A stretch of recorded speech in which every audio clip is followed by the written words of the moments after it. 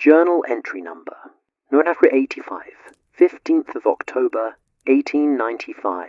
As I sit in my study this evening, the firelight casting dancing shadows across these pages, I find myself compelled to record what may seem, to the casual observer, the most inconsequential of adventures. A simple afternoon stroll through the streets of London with my friend Sherlock Holmes. Yet, it was precisely in this seeming ordinariness that I discovered something extraordinary. A case where a missing treasure worth mere shillings would reveal more about Holmes's peculiar genius than a dozen crown jewels ever could, and where I would witness my companion perform what I can only describe as a symphony of observation, finding profound mystery in the everyday movements of common folk going about their humble business. The day began, as so many of our memorable days together have begun, with Holmes in one of his restless moods.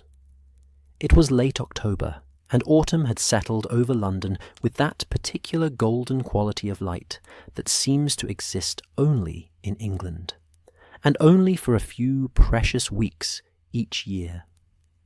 The leaves in Regent's Park would be turning, I knew, to shades of amber and rust, and there was that peculiar crispness in the air that makes a man grateful for a warm fire and the companionship of old friends.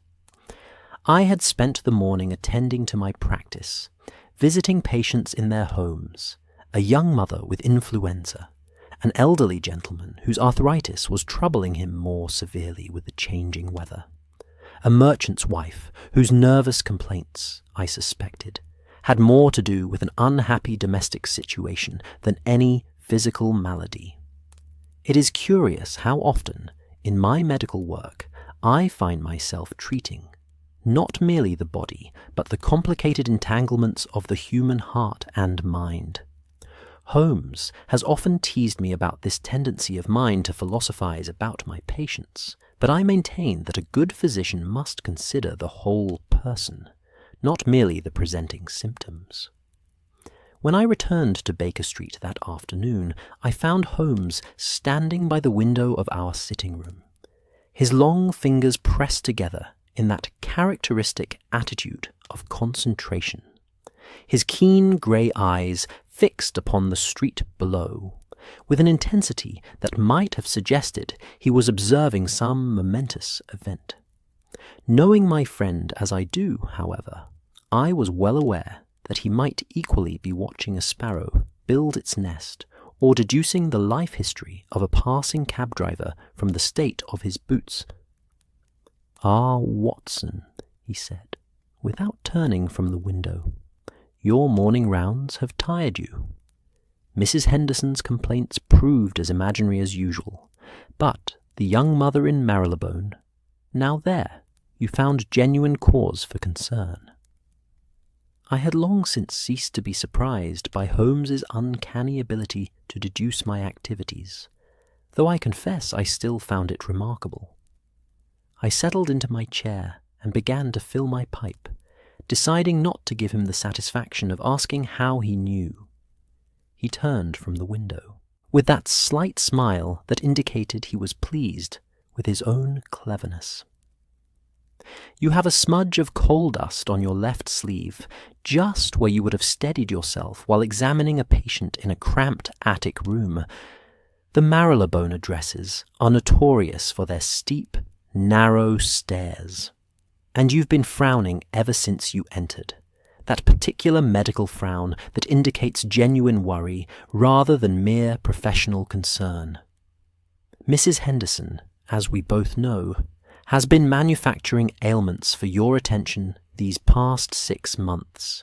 She would not cause that expression. But a young mother with influenza, particularly at this time of year when the disease can turn serious so quickly, yes, that would trouble you." "You're quite right, as usual," I admitted, lighting my pipe. "I've left instructions for her to be watched carefully. If the fever hasn't broken by tomorrow, I shall call again." Holmes nodded absently, already turning back to the window. It was then that I noticed a certain quality in his posture, a tension that I had learned to recognize over our years of association.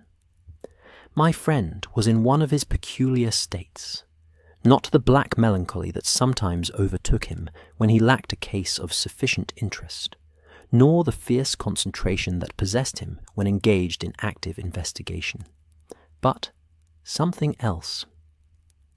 He was, I realized, restless in a different way. It was as if his remarkable mind was seeking something, though what that something was, I could not have said. "Holmes," I ventured after a few moments of silence, "is something troubling you?" He was quiet for a moment, still gazing out at Baker Street. The afternoon sun was slanting through the window, illuminating the tobacco smoke that hung in lazy spirals in the air, and I could see the dust motes dancing in the golden light. Outside, I could hear the usual symphony of London, the clip-clop of horses' hooves, the call of a street vendor, the distant rumble of an omnibus, the laughter of children playing somewhere nearby.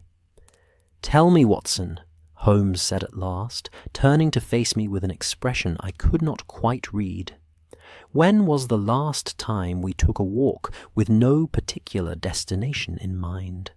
No client to visit, no crime scene to examine, no investigation demanding our attention. Simply a walk for its own sake." The question surprised me. In all our years together, I couldn't recall Holmes ever suggesting such a thing. He was, by nature, a man of purpose, driven by the need to exercise his extraordinary faculties. Idleness was anathema to him.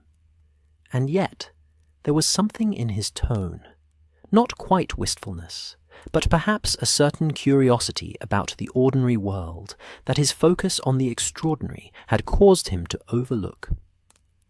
"I cannot recall such an occasion," I admitted. "We are always hurrying somewhere, are we not? Always in pursuit of some mystery or other." "Precisely," Holmes said.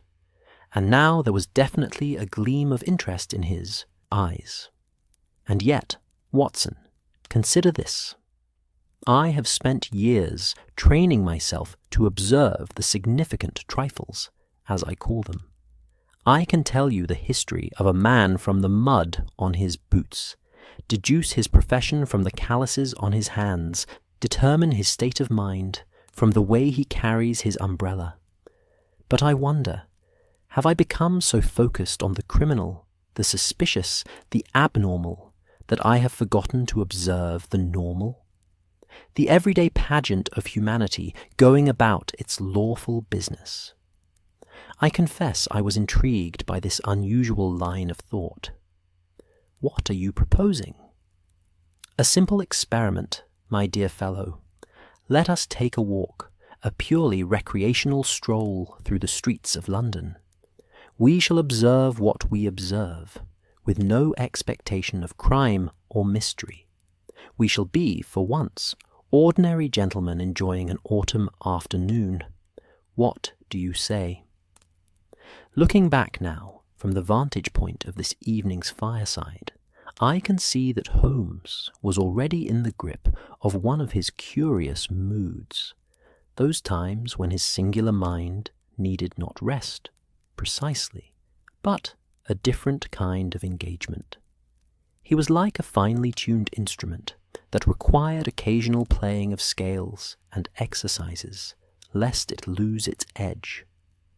What better exercise for a master of observation than to observe without the pressure of solving a crime? "I think it sounds splendid," I said, rising from my chair. "The fresh air will do us both good. And I confess, I am curious to see London through your eyes when you are not searching for villains." Holmes smiled, a genuine smile of pleasure that I did not see on his ascetic features as often as I might have wished. "Excellent. Let us inform Mrs. Hudson that we shall return for supper. I have a fancy to see where our feet take us. Within minutes we had collected our coats, hats, and walking sticks, and were descending the familiar 17 steps to the front door of 221B Baker Street. Mrs. Hudson appeared from her domain below stairs, wiping her hands on her apron, and Holmes informed her of our plans with that courteous formality he always displayed toward our long-suffering landlady. "Will you be wanting supper at the usual time, Mr. Holmes?" she asked. "If you would be so kind, Mrs. Hudson. We shall not be late. We are merely taking the air." She nodded, though I caught a flicker of surprise in her expression. Mrs. Hudson, who had managed our household for years, knew well enough that Holmes rarely did anything merely. But she was far too discreet to comment, and simply wished us a pleasant afternoon. As we stepped out onto Baker Street, I was struck immediately by the quality of the light. It was that magical hour when the autumn sun, lowering toward the western horizon, seems to gild everything it touches. The brick facades of the buildings glowed warm and red.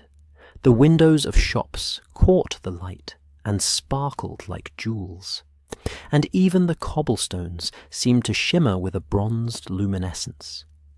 There had been rain. Earlier in the day, I could see the damp patches still visible in the shadowed corners, and the air had that clean, washed smell that follows a London shower, when for a brief time the soot and smoke are beaten down and the city seems almost fresh. The street was busy with the usual afternoon traffic. Hansoms and four-wheelers moved in both directions, their drivers calling out to one another or to pedestrians who strayed too close to the horses. A young crossing sweeper was plying his trade at the corner, clearing a path through the inevitable accumulation of mud and horse droppings for ladies who wished to keep their skirts clean. A barrel organ was playing somewhere nearby, its cheerful mechanical melody drifting on the breeze. Holmes stood for a moment on the doorstep, breathing deeply, his sharp eyes moving across the scene before us, with that peculiar intensity that was so characteristic of him. I could almost see his mind working, cataloguing, analyzing, deducing. It occurred to me that for Holmes, there was perhaps no such thing as mere observation. His brain was too active, too hungry for data, to ever simply look at something without seeing into it. "Well, Watson," he said, turning to me with a smile that was almost boyish in its enthusiasm, "shall we see what Baker Street has to teach us this fine October afternoon? I propose we walk with no particular route in mind. Let us simply wander and observe, and perhaps, who knows, we shall find something of interest." Little did I know, as we set off down that familiar street, with the golden light slanting across the cobblestones and the smell of roasting chestnuts beginning to drift from a vendor's cart somewhere nearby, that this simple walk would indeed lead us to a mystery. Small in scale, perhaps, but perfect in its way. Nor could I have guessed that before the evening was done, I would gain new insights into the workings of my friend's remarkable mind, and into the strange beauty that he found in the ordinary chaos of London life. But I am getting ahead of myself, a habit Holmes has often chided me for in my writings. Let me return to that moment on the doorstep, to the beginning of what would prove to be a most illuminating afternoon, and recount the events as they unfolded, in their proper order. We turned left from our door, and began to walk at a leisurely pace down Baker Street toward the park. The afternoon crowds were out in force, ladies with their shopping, gentlemen returning from their clubs or offices, servants hurrying on errands for their employers, street vendors calling their wares, children released from their lessons and making the most of the remaining daylight. And Holmes, walking beside me with his hands clasped behind his back and his keen eyes missing nothing, began to do what he did best, to read the great book of humanity that unfolded before us with every step we took. We had not walked more than 50 yards from our lodgings when Holmes came to an abrupt halt, his attention fixed upon a gentleman who was proceeding down the opposite side of the street with a peculiar rolling gait that spoke of long years at sea.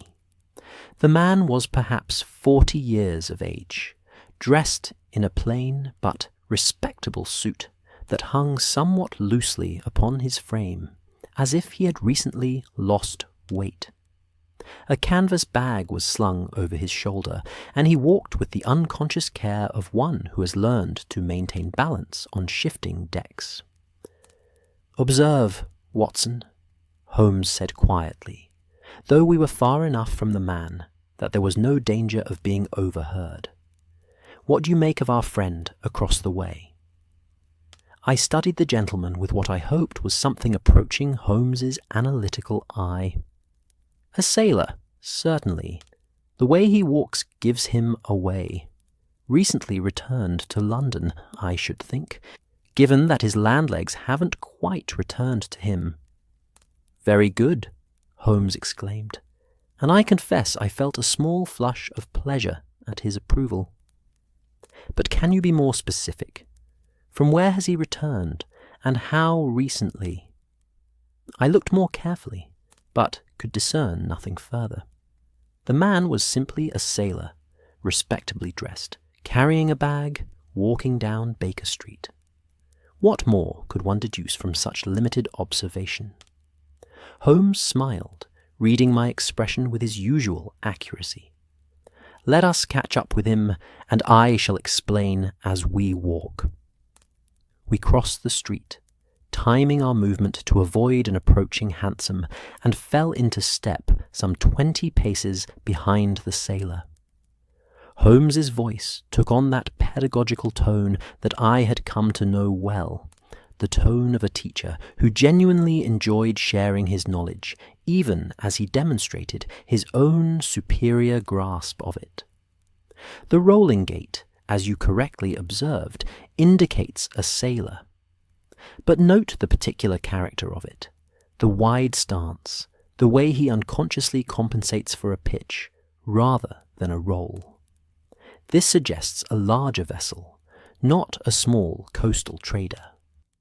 The canvas bag he carries is of a type used by seamen in the merchant navy, and if you look carefully at his hands as he swings his arms, you will see they are deeply tanned, not the weathered brown of an English sailor who works the northern routes, but the darker tan of tropical sun. I could indeed see, now that Holmes had pointed it out, that the man's hands were remarkably dark, almost mahogany in colour. "Furthermore," Holmes continued, "observe the way he keeps glancing at the buildings as we pass, and how he paused at the corner to get his bearings. This is not a man who regularly walks these streets. He is recently returned. Very recently, I would say.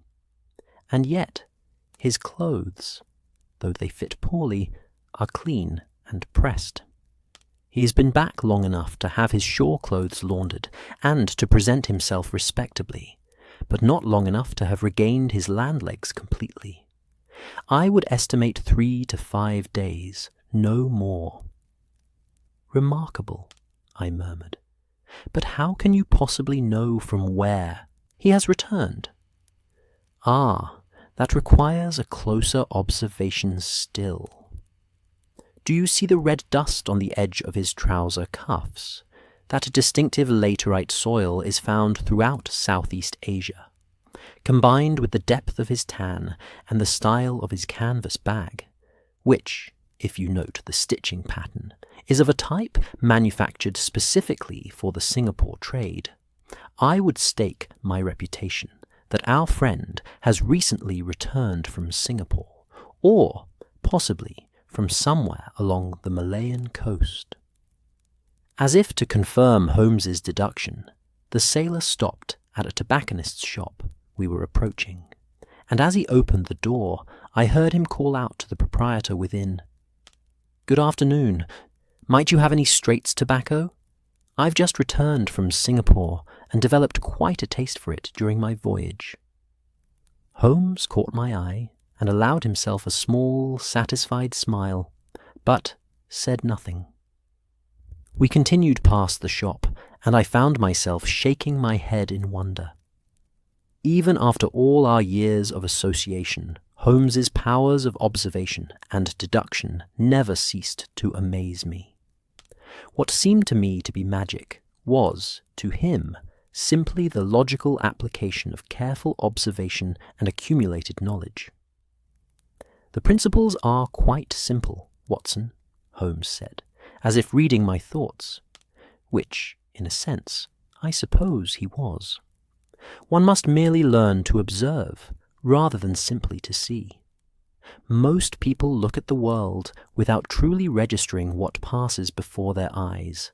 They see a sailor, and their observation ends there.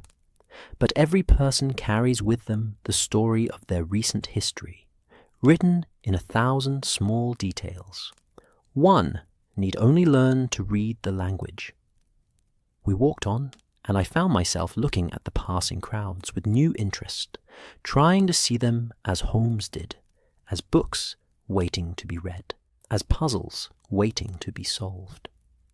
A young woman hurried past us, her face flushed, carrying a bundle wrapped in brown paper. An elderly gentleman stood on a corner, consulting his pocket watch with a concerned expression. A boy of perhaps 12 ran by, his boots badly scuffed, a cap pulled low over his eyes. Each of them, I realized, had a story, a history, a destination. But I could not read those stories as Holmes could. We turned onto a quieter street, where plane trees lined the pavement, and the noise of the main thoroughfare faded to a distant murmur. The golden afternoon light filtered through the leaves, casting dappled shadows across the cobblestones, and for a moment I was struck by the simple beauty of the scene. This was London as I loved it, not the grand monuments and famous landmarks that tourists came to see, but the quiet residential streets where ordinary people lived their ordinary lives. It was here that Holmes's attention was caught by a young woman sitting on a bench beneath one of the plane trees. She was perhaps 25 years of age, dressed in the modest but neat clothing of a governess or lady's companion. A small child, a girl of about 7, played nearby, collecting fallen leaves and arranging them in some pattern known only to herself. The young woman's hands were folded in her lap, and she appeared to be resting, watching her charge with the casual attention of one who has performed this duty countless times before. But Holmes had stopped walking, and I could see that his interest was piqued. He stood quite still, observing the scene with that intense focus that indicated his mind was working rapidly, assembling data, forming hypotheses, reaching conclusions. "What do you see, Watson?" he asked quietly. I studied the young woman more carefully. A governess, taking her charge for an afternoon walk. She appears respectable, competent, perhaps a bit tired. What am I missing? Look at her right hand, Watson, the faint stains on her fingers, not ink, but charcoal. And see how the pocket of her coat bulges slightly on that side. She is carrying something she wishes to keep concealed. Now observe her eyes, not watching the child, not really, but distant, contemplative. She is thinking of something else, something that brings a faint smile to her lips. As Holmes spoke, I began to see what he had seen immediately. The young woman did indeed have smudges of charcoal on her fingers, visible even from our distance. And her expression, which I had taken for mere contentment, held something more, a quality of secret pleasure, of private joy. An artist, Holmes said softly. A closet artist, I should say. She has been drawing in secret, probably during these afternoon walks while the child plays. The drawings are in her pocket now, hidden from her employers, who would no doubt disapprove of such frivolity from a governess. But she cannot help herself. She has the artistic temperament, and these stolen moments of creation are probably the highlight of her otherwise routine existence. I looked at Holmes with renewed admiration. Shall we test your hypothesis? Indeed, he said, a mischievous glint in his eye. But gently, Watson. We must not embarrass the young lady. We approached the bench, and Holmes raised his hat politely. I beg your pardon, miss, but my friend and I have been having a discussion about the quality of sketching charcoals available in London. You appear to be someone who might settle our debate. Could you recommend a particular brand? The young woman's face flushed crimson, and her hand went instinctively to her pocket. She looked at Holmes with a mixture of surprise and alarm, as if he had somehow glimpsed into her private thoughts. I don't know what you mean, sir, she stammered, but her eyes betrayed her, darting to the pocket where her sketches lay hidden. Holmes's expression softened immediately, and when he spoke again, his voice was kind, almost gentle. Forgive me, I did not mean to discompose you. But you should not hide your talent, miss. The world has too few artists as it is. Those charcoal stains on your fingers speak of hours of dedicated practice, and the way your eyes have been studying the play of light through those leaves tells me you see the world as an artist does, as a composition of light and shadow, form and texture. The young woman's alarm began to fade, replaced by a cautious curiosity. You could tell all that simply from looking at me? Observation, miss, nothing more. And if I may say so, you should not feel obliged to hide your art. Beauty created is never wasted, whether it is seen by thousands or kept in a private portfolio. A genuine smile broke across her face now, and she reached into her pocket, withdrawing a small leather-bound sketchbook. You are very kind, sir. I do love to draw, though my employers believe it is not a proper occupation for someone in my position. But I cannot help myself. The light today has been so beautiful, and little Emma has been playing so contentedly. She gestured toward the child, who had now constructed an elaborate pattern of leaves on the ground. She opened the sketchbook, and I found myself looking at a series of remarkably accomplished drawings, studies of trees, architectural details, quick sketches of people in the street. There was real talent here, a genuine eye for composition and detail. These are quite excellent, I said, and meant it sincerely. You have considerable skill. Holmes nodded his agreement. Indeed. Watson, did I not say that observation would reveal hidden gifts? This young lady proves my point admirably. And now, miss, we shall leave you to your art. Thank you for settling our debate. We walked on, leaving the young governess smiling, and perhaps, I hoped, a bit more confident in her secret passion. I glanced back once and saw her return to her sketching, her posture subtly changed, straighter, more assured. You made her very happy, Holmes, I said. That was kindly done. Holmes shrugged, but I could see he was pleased. We all need our escapes, Watson. For some it is art, for others music or literature. For me, it is the work of detection. Who am I to judge her for seeking beauty in a world that often demands we see only duty and responsibility?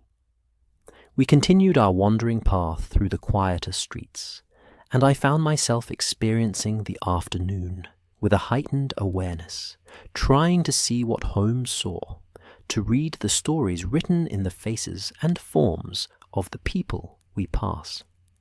The sun was beginning to sink lower now, and the quality of light was changing, becoming richer, more golden, painting the buildings with warm amber tones. It was as we turned back toward the busier thoroughfares that Holmes suddenly touched my arm and directed my attention to an elderly gentleman who was walking ahead of us, seemingly engaged in an animated conversation with himself. The man was well dressed in an old-fashioned style, with a top hat and a long coat that had seen better days, but still retained a certain shabby elegance. His lips were moving continuously, and his hands made occasional expressive gestures, as if he were addressing an invisible audience. "A retired actor," Holmes murmured, "and still rehearsing, even now. Observe the gestures, Watson, theatrical, trained, deliberate. And the way he projects his voice, just loud enough to be heard but not so loud as to attract unwanted attention. He's running through lines, probably from memory, probably from a role he performed years ago."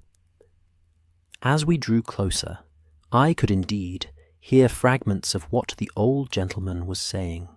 Not the rambling of a madman, but coherent lines of dialogue, delivered with passion and precision despite the lack of any actual audience.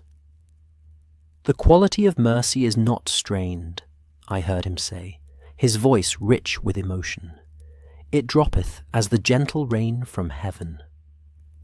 Portia's speech from The Merchant of Venice, Holmes said quietly.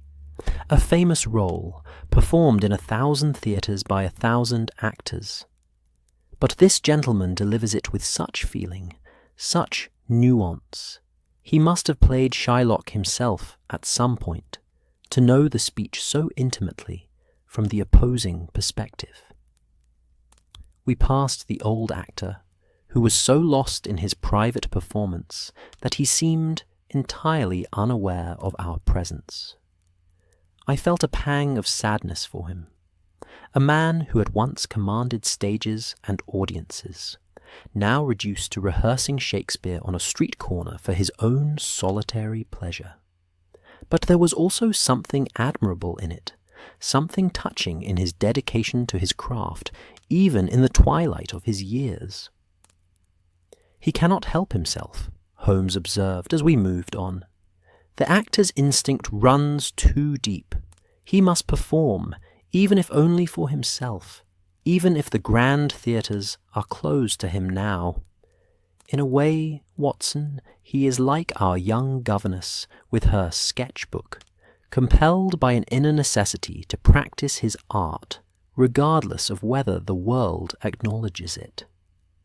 I was beginning to understand what Holmes had meant about observing the normal, the everyday pageant of human life.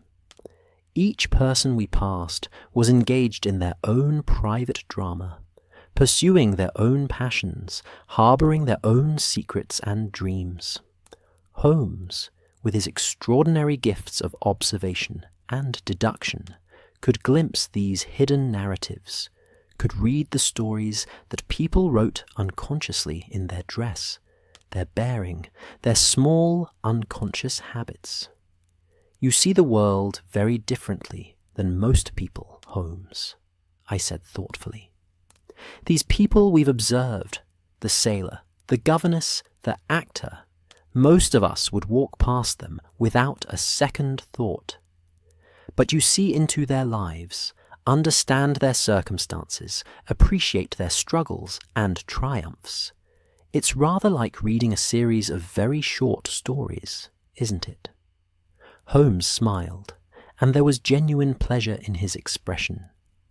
"That is precisely what it is like, Watson. And you, my dear fellow, with your literary inclinations and your natural compassion for humanity, understand this better than most. Every person is a story waiting to be read. Most of those stories are ordinary, yes, but that does not make them any less interesting or any less worthy of attention. We had walked for perhaps an hour now, meandering through the streets without any particular destination, and I was thoroughly enjoying this unusual expedition. The afternoon was fading into evening, and the street lamps were beginning to be lit, their gas flames adding their own warm glow to the golden autumn light. The air had grown cooler, and I could smell the distinctive scent of roasting chestnuts from somewhere nearby. A street vendor, no doubt, setting up his cart to catch the evening trade.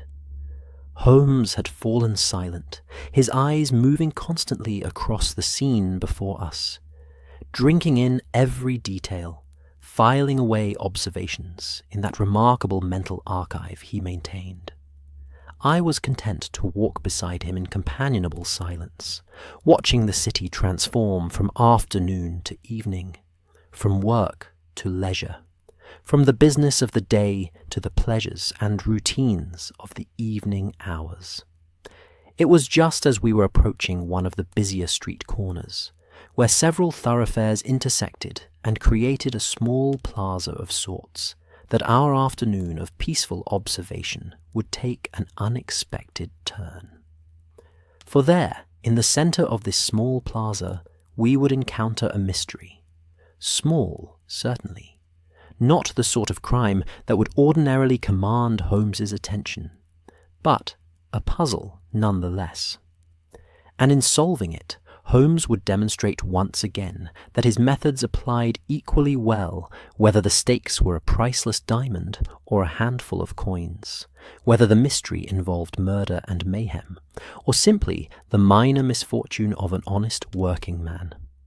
But I am, once again, running ahead of my narrative. Let me describe the scene as it appeared to us in that moment, as the afternoon light faded and the evening began to unfold. The small plaza into which we emerged was one of those typically London spaces that serve as the intersection of commerce, community, and daily life. 3 streets converged here, creating a triangular open area where the usual flow of traffic was forced to slow and navigate with care. It was the sort of place that naturally attracted street vendors and performers, being visible from multiple directions and offering enough space for pedestrians to pause, without blocking the thoroughfare entirely. As we stepped into this scene, the first thing that struck me was the rich complexity of sensory impressions. The chestnut vendor I had smelled earlier was indeed here, his brazier glowing red in the gathering dusk, the sweet, nutty aroma of roasting chestnuts mixing with the coal smoke and the general perfume of a London evening. A flower seller had set up her baskets near the corner, calling out her wares in a melodious voice that spoke of years spent projecting above the noise of traffic. Fresh violets, lovely roses, brighten your evening, kind sirs, and ladies. Shop windows on all 3 sides of the plaza were beginning to glow with lamplight. A tobacconist's, a small bakery, from which emanated the warm smell of fresh bread, and a bookshop whose window display featured the latest sensation novels and improving works of moral literature side by side. The lamplighter was making his rounds, his long pole reaching up to ignite each gas lamp in turn, creating pools of warm yellow light that pushed back against the encroaching darkness.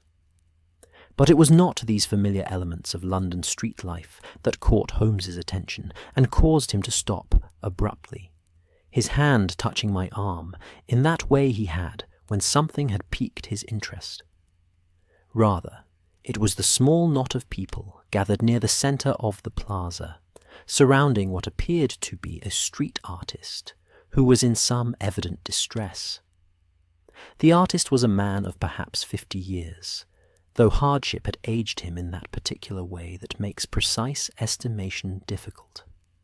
His clothes were worn, but clean, patched in several places, but mended with care. He wore a battered felt hat, and a long scarf was wrapped around his neck against the evening chill. Before him on the cobblestones was spread a collection of chalk drawings, not the crude stick figures one often sees from street artists hoping for pennies from passers-by, but genuine works of art.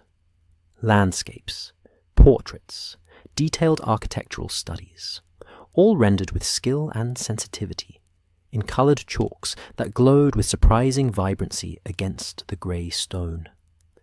The man was kneeling beside his artwork, his hands moving frantically over the ground, searching, his face a mask of anxiety and distress. Around him, 3 or 4 concerned citizens had stopped to observe, and their voices carried to us as we approached. "Are you quite certain you had it with you, old fellow?" This from a portly gentleman in a businessman's attire, his face showing genuine concern. "Aye, sir, I'm certain of it," the artist replied, his voice rough with emotion, and what I recognized immediately, with my medical training, as the onset of genuine panic. "I had it not half an hour ago. I know I did, for I counted the coins just after that kind lady gave me 3p for the portrait of her little dog. It was in my coat pocket. I'm sure of it. And now it's gone, quite gone." "What exactly has gone missing?" asked a younger man, well-dressed and carrying a walking stick much like my own. "My coin pouch, sir," the artist said, and I could hear the tremor in his voice. "It's not much, I know. Probably not more than 7 or 8 shillings altogether. But it's all I have, sir, all I've earned these past 3 days. My rent is due tomorrow, and if I can't pay—" He did not finish the sentence, but the implications hung heavy in the air. Holmes had moved closer now, his keen eyes taking in every detail of the scene. I followed, observing not only the distressed artist, but also my friend's reaction to the situation. I confess I was curious to see whether this small domestic tragedy would engage his interest.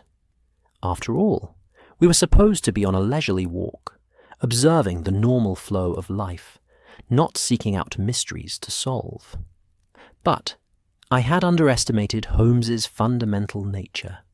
Whether the problem was grand or humble, whether it involved titled aristocrats or street artists, his mind could not resist the challenge of a puzzle. I saw the change come over him, the sharpening of focus, the heightening of attention, the subtle shift in posture that indicated he was now in what I had come to think of as his hunting mode. "Excuse me," Holmes said, his voice cutting clearly through the various murmurs and exclamations of the small crowd.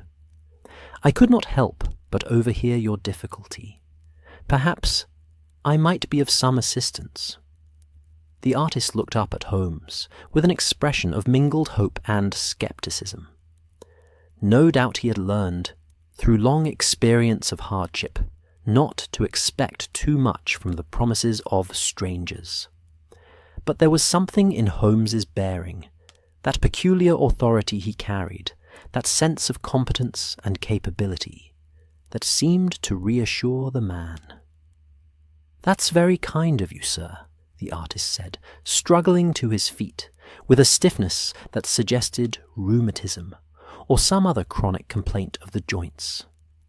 I made a mental note of this, my medical instincts operating independently of the unfolding drama. "But I don't see what anyone can do. The pouch is simply gone, stolen, most likely, though God knows when or how it happened." "Let us not jump to conclusions about theft," Holmes said calmly. First, let us establish the facts.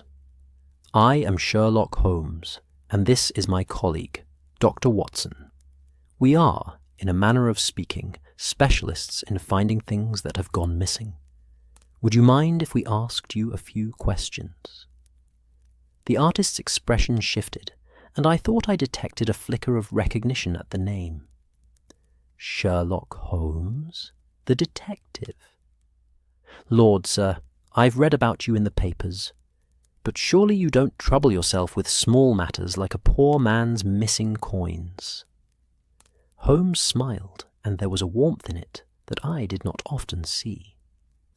A mystery is a mystery, my good man, whether it involves crown jewels or a working man's wages, and I have a particular interest in observation this afternoon. You may be doing me a favour by providing a small puzzle to exercise my faculties. Now then, what is your name? Albert Pemberton, sir. I've been drawing on these streets for near on 20 years now. There was a quiet dignity in the way he said this, a pride in his craft that I found immediately sympathetic. Excellent, Mr. Pemberton.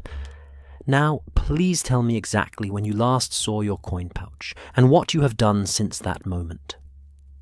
As Pemberton began to recount his afternoon, I watched Holmes listen with that intense concentration he brought to every investigation.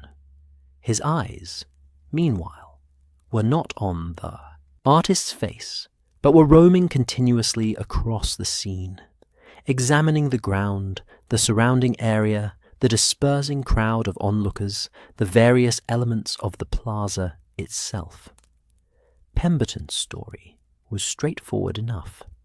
He had arrived at this spot approximately 3 hours earlier, just as the afternoon crowds were beginning to emerge for their evening constitutionals and shopping. He had set up his pitch, as he called it, laying out his materials, arranging his finished pieces for display, preparing his chalks for new commissions. The weather had been favourable, and he had done reasonably well. Several passers-by had commissioned small sketches, and he had received donations for his existing work from appreciative viewers. I keep the coins in a leather pouch, he explained, worn but serviceable, with a drawstring top. I keep it in my right coat pocket. Always the right pocket, sir, for I'm right-handed, and it's most convenient that way. Every time I receive payment, I put the coins straight in the pouch and return it to the pocket. I'm very careful about that, sir, very careful indeed. And when did you last feel certain the pouch was in your pocket? Holmes asked. Pemberton frowned, thinking carefully. It must have been about half an hour ago, as I said. A lady, a kind elderly lady with a little terrier, asked me to do a quick sketch of her dog. Took me perhaps 10 minutes, no more. She was very pleased with it, and gave me 3p. I remember distinctly putting those coins in the pouch, feeling the comfortable weight of it, and tucking it back in my pocket. And then I worked on this landscape here. He gestured to a particularly beautiful rendering of what appeared to be a countryside scene, all rolling hills and ancient trees, just adding some final details. I was quite absorbed in it, sir. You know how it is when you're concentrating on your work. The world sort of fades away. I nodded sympathetically, understanding exactly what he meant. I had often observed Holmes in similar states of deep concentration, oblivious to everything except the task before him. How long were you absorbed in this work? Holmes asked. Perhaps 20 minutes, and then a gentleman stopped to admire it. That fellow there, actually. Pemberton pointed to the portly businessman who was still lingering nearby, watching our conversation with interest. He asked me about my technique. Very interested he was, and we talked for a few minutes. Lovely conversation, really. He appreciated the art, you see, not just looking for a cheap curiosity. The businessman nodded confirmation. Quite true. I was fascinated by Mr. Pemberton's use of colour and perspective. We spoke for at least 5 minutes, I should say. And after that? Holmes prompted. After that, the gentleman moved on, and I decided I'd earned a bit of rest. My knees aren't what they used to be, sir. Again that stiffness as he shifted his weight, and I'd been kneeling on these hard stones for quite a while. So I stood up, stretched a bit, thought I might walk over to the chestnut cellar for a warm snack. That's when I reached for my pocket to check I had a penny or two for the chestnuts, and... He spread his hands helplessly. The pocket was empty, sir, quite empty. The pouch was gone. Holmes was quiet for a moment, his eyes narrowed in thought. I could almost see his mind working, sorting through the information, arranging the facts, searching for patterns and connections. Around us, the plaza continued its evening business. The flower seller calling her wares, the chestnut vendor serving customers, passers-by hurrying home or stopping to window shop.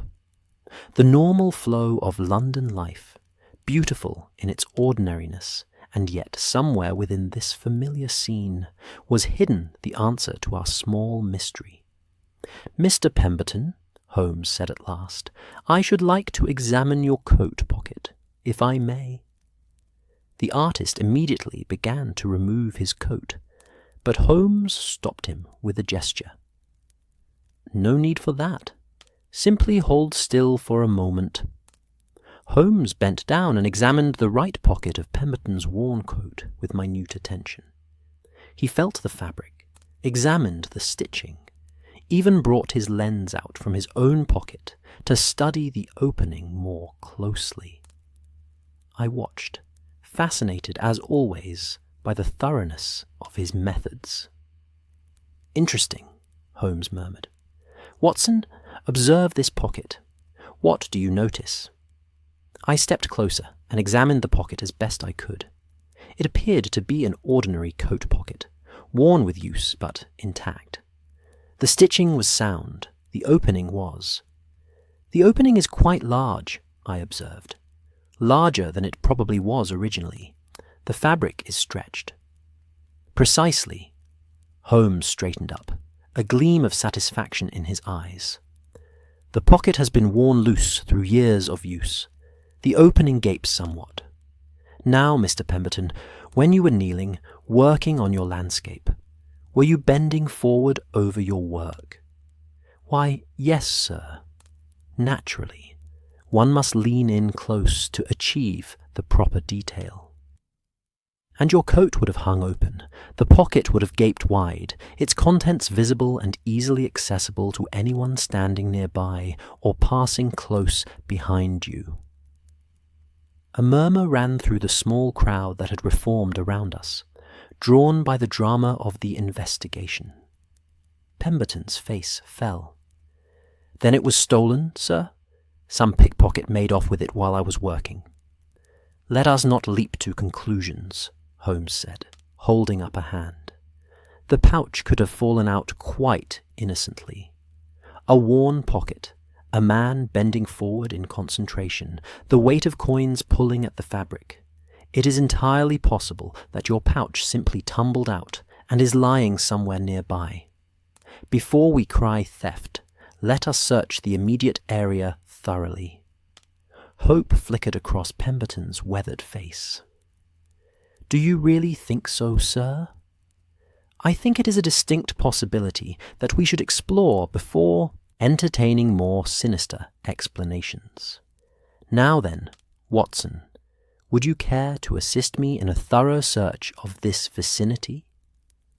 I nodded immediately, happy to be of use.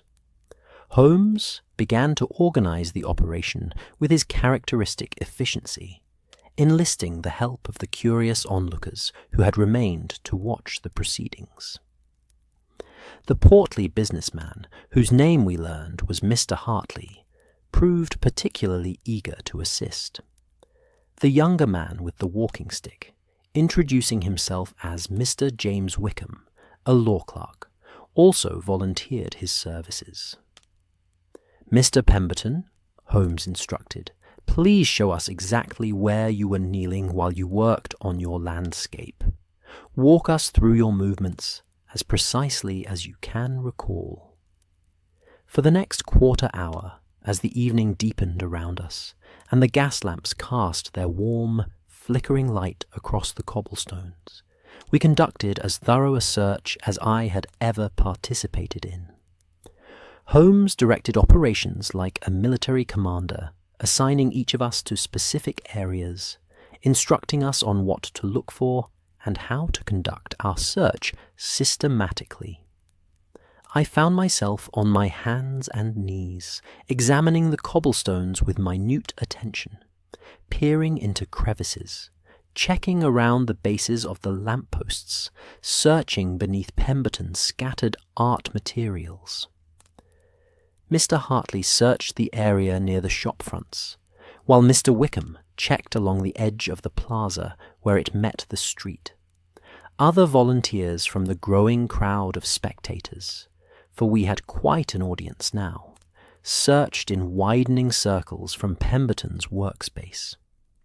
But despite our collective efforts, the coin pouch remained stubbornly absent. The cobblestones yielded nothing but the usual detritus of street life.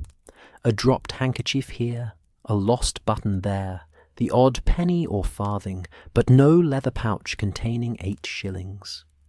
I watched Holmes's face as the search continued without success, and I could see his mind working furiously, revising theories, considering new possibilities, refusing to accept defeat.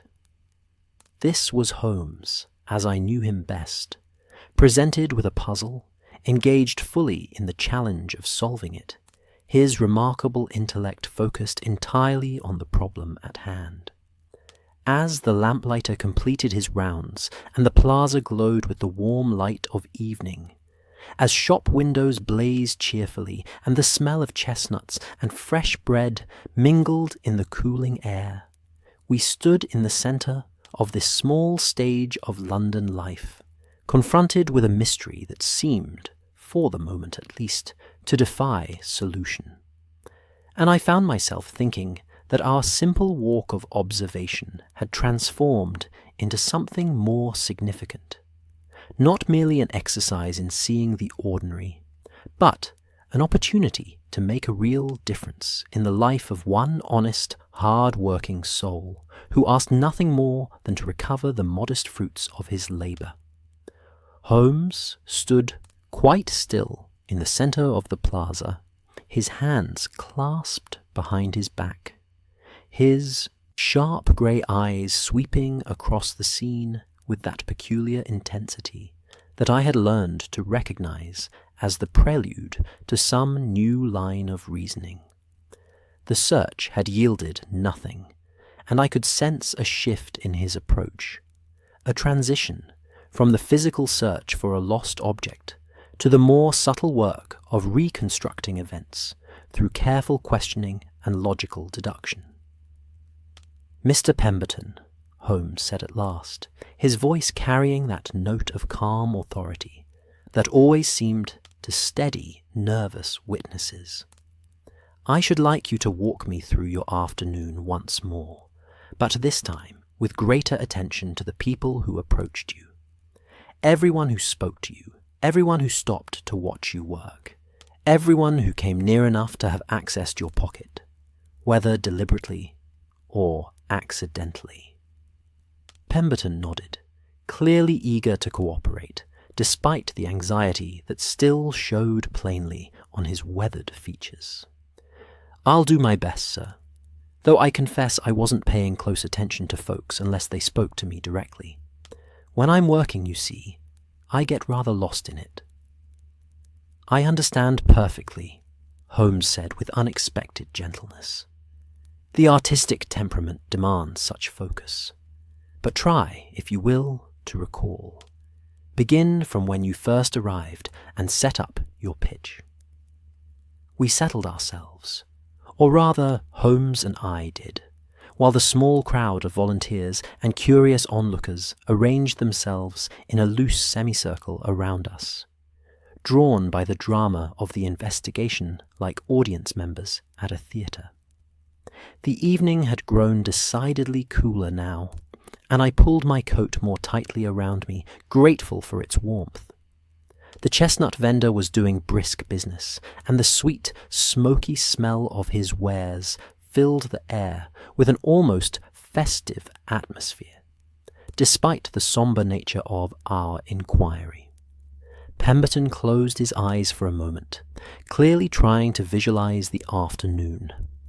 When he spoke, his voice had taken on the distant quality of one who is seeing events in memory, rather than present reality. I arrived about 3 o'clock, as I said. The plaza was fairly quiet then, just the usual afternoon traffic, people on their way to appointments or errands. I set up my materials, laid out some of my finished pieces to attract attention. The first hour was slow. It often is. A few people stopped to look, but moved on without commissioning anything or making donations. Did anyone stop for any length of time during that first hour? Holmes asked. Pemberton frowned in concentration. There was a young couple, newly married, I'd say, from the way they looked at each other. They admired my work, whispered together about perhaps commissioning a portrait, but decided against it. Too dear for their budget, I suspect, though they were very polite about it. Then there was an older gentleman, quite distinguished, who spent some time looking at my architectural studies. He had questions about Westminster Abbey. I have a rather detailed rendering of it, you see, but he didn't purchase anything. Anyone else? A group of children stopped to watch me work, 3 or 4 of them, I think, though children do tend to come and go.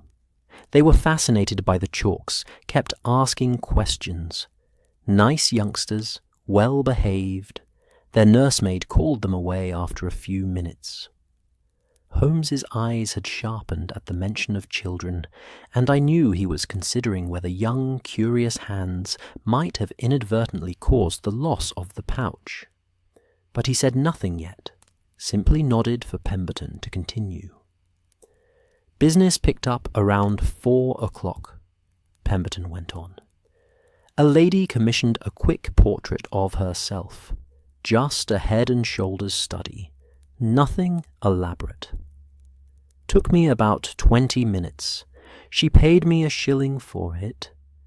Then another gentleman wanted a sketch of that building there. He pointed to one of the shop fronts. As a gift for someone, he said. Another $1 for that one. And in both cases, you place the payment in your pouch immediately. Yes, sir, always. I'm very careful about that. Good. Continue. After that came the lady with the terrier, the one I mentioned earlier. Sweet little dog, very patient while I sketched him. The lady was delighted with the result, gave me 3p and a smile. I remember thinking what a pleasant afternoon it was turning out to be. I watched Holmes as Pemberton recounted these events, and I could see my friend constructing a mental timeline, placing each person and each transaction in its proper sequence. His remarkable memory was no doubt recording every detail, however small, filing it away for later analysis. Now, Holmes said, after the lady with the terrier departed, you began working on your landscape. Is that correct? Yes, sir. I was adding some details to the foliage, trying to capture that particular quality of autumn light, you know.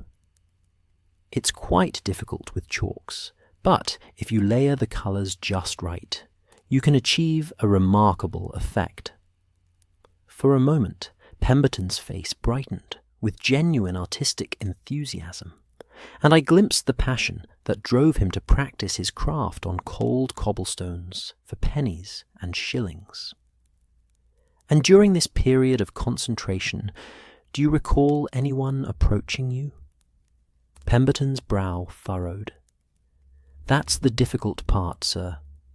When I'm absorbed in the work, I'm not really aware of people unless they speak to me. I know the plaza was busy. I could hear footsteps, conversations, the usual sounds of evening approaching. But I couldn't tell you who was nearby or how close they came. Yet, you would have noticed if someone had spoken to you, or if someone had bumped into you physically. Oh, certainly. No one bumped me, and no one spoke to me until Mr. Hartley here stopped to admire the landscape. The portly businessman nodded confirmation. That's quite right. I was struck by the quality of his work, the use of perspective, the depth he achieved with such a limited palette. We had quite a conversation about it. Holmes turned his attention to Mr. Hartley. And during this conversation, did you observe anyone else near Mr. Pemberton? Anyone who might have been standing close to him, perhaps looking over his shoulder at his work? Mr. Hartley considered this carefully. There were people passing, certainly. It's a busy spot. But I was focused on the artwork and on our conversation. I'm afraid I didn't pay particular attention to other pedestrians. Holmes nodded, unsurprised. This was always the challenge with witnesses. People saw what interested them and filtered out the rest. It was why he placed so much emphasis on training oneself to observe everything, not merely what seemed immediately relevant. Mr. Pemberton, Holmes said, turning back to the artist, think very carefully now. After Mr. Hartley moved on and you stood up to stretch, in that moment, before you reached for your pocket, did you notice anything unusual? Any sound? Any movement? Any person moving away quickly? Pemberton closed his eyes again, clearly straining to remember. The plaza had grown quieter now as people stopped to watch our investigation, and in the relative hush I could hear the distant sounds of London evening life. A horse neighing, a shop doorbell tinkling, someone laughing in the distance. I don't think so, sir, Pemberton said at last, opening his eyes with a frustrated expression. I'm sorry. I wish I could be more helpful, but I simply don't remember anything out of the ordinary. Just the usual evening sounds, the usual flow of people. Holmes was silent for a moment, his fingers steepled beneath his chin in that characteristic pose of deep thought. Then he turned to address the small crowd that had gathered around us. "Ladies and gentlemen," he said, his voice carrying clearly across the plaza, "I wonder if I might impose upon your collective memory. Did any of you happen to be in this area during the past hour? Did anyone observe Mr. Pemberton at work, or notice anyone paying particular attention to him?" There was a general murmuring and shaking of heads. Most of the current spectators, it seemed, had only arrived after Pemberton had discovered his loss, drawn by the commotion and the drama.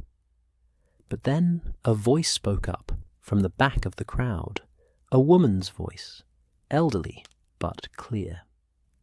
"I saw him working, sir. I was here earlier, buying flowers from Annie there." She gestured toward the flower seller, who nodded recognition. Holmes's attention focused immediately on the elderly woman as she made her way through the crowd. She was perhaps 70 years of age, dressed in the respectable black of a widow, with a kind, intelligent face that reminded me somewhat of my own dear mother. She carried a small basket containing a bunch of violets wrapped in paper. "Madam," Holmes said, bowing slightly with old-fashioned courtesy, I should be most grateful if you could tell us what you observed." The elderly woman smiled, clearly pleased to be of help. "Well, sir, I'm not certain how much use I can be, but I'll tell you what I remember. I arrived at Annie's flower cart perhaps 45 minutes ago. I like to buy fresh flowers for my sitting room each Thursday, you see. It's a little tradition I maintain. While Annie was wrapping my violets, I watched the artist here at work. I do enjoy watching artists, and his landscape was particularly lovely." "Did you observe anyone else watching him?" Holmes asked. "Oh, several people, I should think. It's quite natural. People are drawn to watch street artists. There was a well-dressed gentleman who stood for a while, watching. Then some young people, a courting couple, I believe, though they didn't stay long. And there was a boy with a delivery basket who stopped for a moment before hurrying on." "Can you describe any of these people more precisely?" The woman thought carefully. "The gentleman was middle-aged, wore a grey suit and a bowler hat. Quite respectable looking. The young couple were just as you'd expect. She in a blue dress, he in working clothes, but clean. As for the delivery boy, I couldn't say much about him. They all look rather alike, don't they? Brown jacket, cap pulled low, always in a hurry." Holmes had produced his notebook and was making rapid notes. "This is most helpful, madam. Can you recall the sequence in which these people appeared?" "Let me think. The gentleman came first, I believe. He watched for several minutes, then moved on. The young couple came next, stayed only briefly. The delivery boy was last, just as I was leaving, actually. He nearly bumped into me in his haste, though he did apologize nicely." "And in which direction did this delivery boy go after he left the plaza?" The woman pointed down one of the side streets. "That way, I believe. Yes, I'm quite certain. He went down toward the high street." Holmes's eyes had taken on that gleam that I recognized as indicating a new line of inquiry. "Thank you, madam. You have been most observant and most helpful. May I have your name and address, in case I should need to ask you any further questions?" The woman provided her details, which Holmes recorded carefully. Then she made her way back through the crowd, clearly satisfied to have been of service. Holmes turned to me, and I could see the wheels of his mind turning rapidly. "Watson, I believe we should expand our search. The tobacconist's shop there," he pointed to the shop on the corner, and the bakery beside it, and that bookshop across the way. "The proprietors may have observed something from their windows. They have, after all, a continuous view of the plaza throughout the afternoon." "An excellent idea," I agreed. "Shall we divide our efforts?" "Indeed. You take the bakery and the bookshop. I shall speak with the tobacconist. Mr. Hartley, Mr. Wickham, if you gentlemen are still willing to assist, perhaps you could make inquiries at some of the other establishments around the plaza, anyone who might have been looking out their window at the relevant time." The two men agreed readily, clearly caught up in the investigation. Mr. Hartley even produced a small notebook of his own, ready to record any information he might gather. I was struck, not for the first time, by Holmes's ability to inspire cooperation and enthusiasm in those around him when he chose to engage with people in this way. We dispersed on our various errands, leaving Pemberton in the plaza with several sympathetic members of the crowd who remained to keep him company and offer what comfort they could.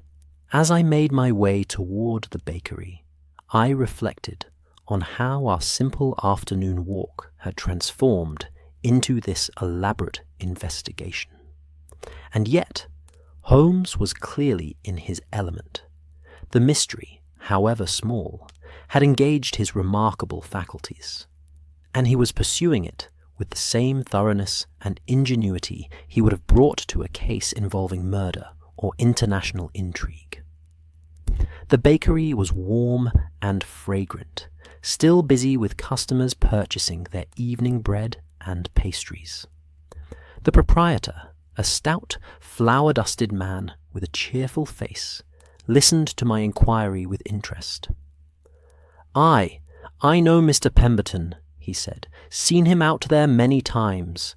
Fine artist he is, for all he has to work in the street. But as for this afternoon—" He shook his head regretfully. "I've been too busy to pay much attention to what's happening outside. Thursday's one of our busiest days, see? Everyone wanting their weekend baking." I thanked him and moved on to the bookshop, a cramped but cosy establishment that smelled delightfully of leather bindings and old paper. Here I had better luck. The proprietor, a thin, scholarly-looking gentleman with spectacles perched on his nose, had indeed been observing the plaza intermittently throughout the afternoon. "I enjoy watching the street artist," he confided. "Something restful about it. Watching someone create beauty. I saw him working on that landscape. Quite remarkable piece, really. There were several people who stopped to watch at various times." "Can you describe any of them?" I asked, producing my own notebook. "Well, there was that businessman who spoke with him. Portly fellow, seemed very interested in the art. And before him, there was a man in a grey suit who watched for quite some time. Quite absorbed, he seemed. And then, let me think. There was a boy with a basket, one of those delivery boys you see everywhere these days. He stopped for just a moment, then hurried off."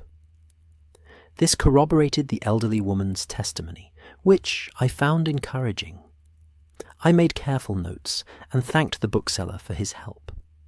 When I returned to the plaza, I found Holmes already there, in animated conversation with the flower seller, Annie, as the elderly woman had called her. This lady was perhaps 40 years of age, with the weathered complexion and strong hands of one who works outdoors in all seasons. She was speaking, earnestly, gesturing occasionally toward different parts of the plaza, while Holmes listened with keen attention. I approached just as she was saying, "And he did seem in a terrible hurry, now that you mention it.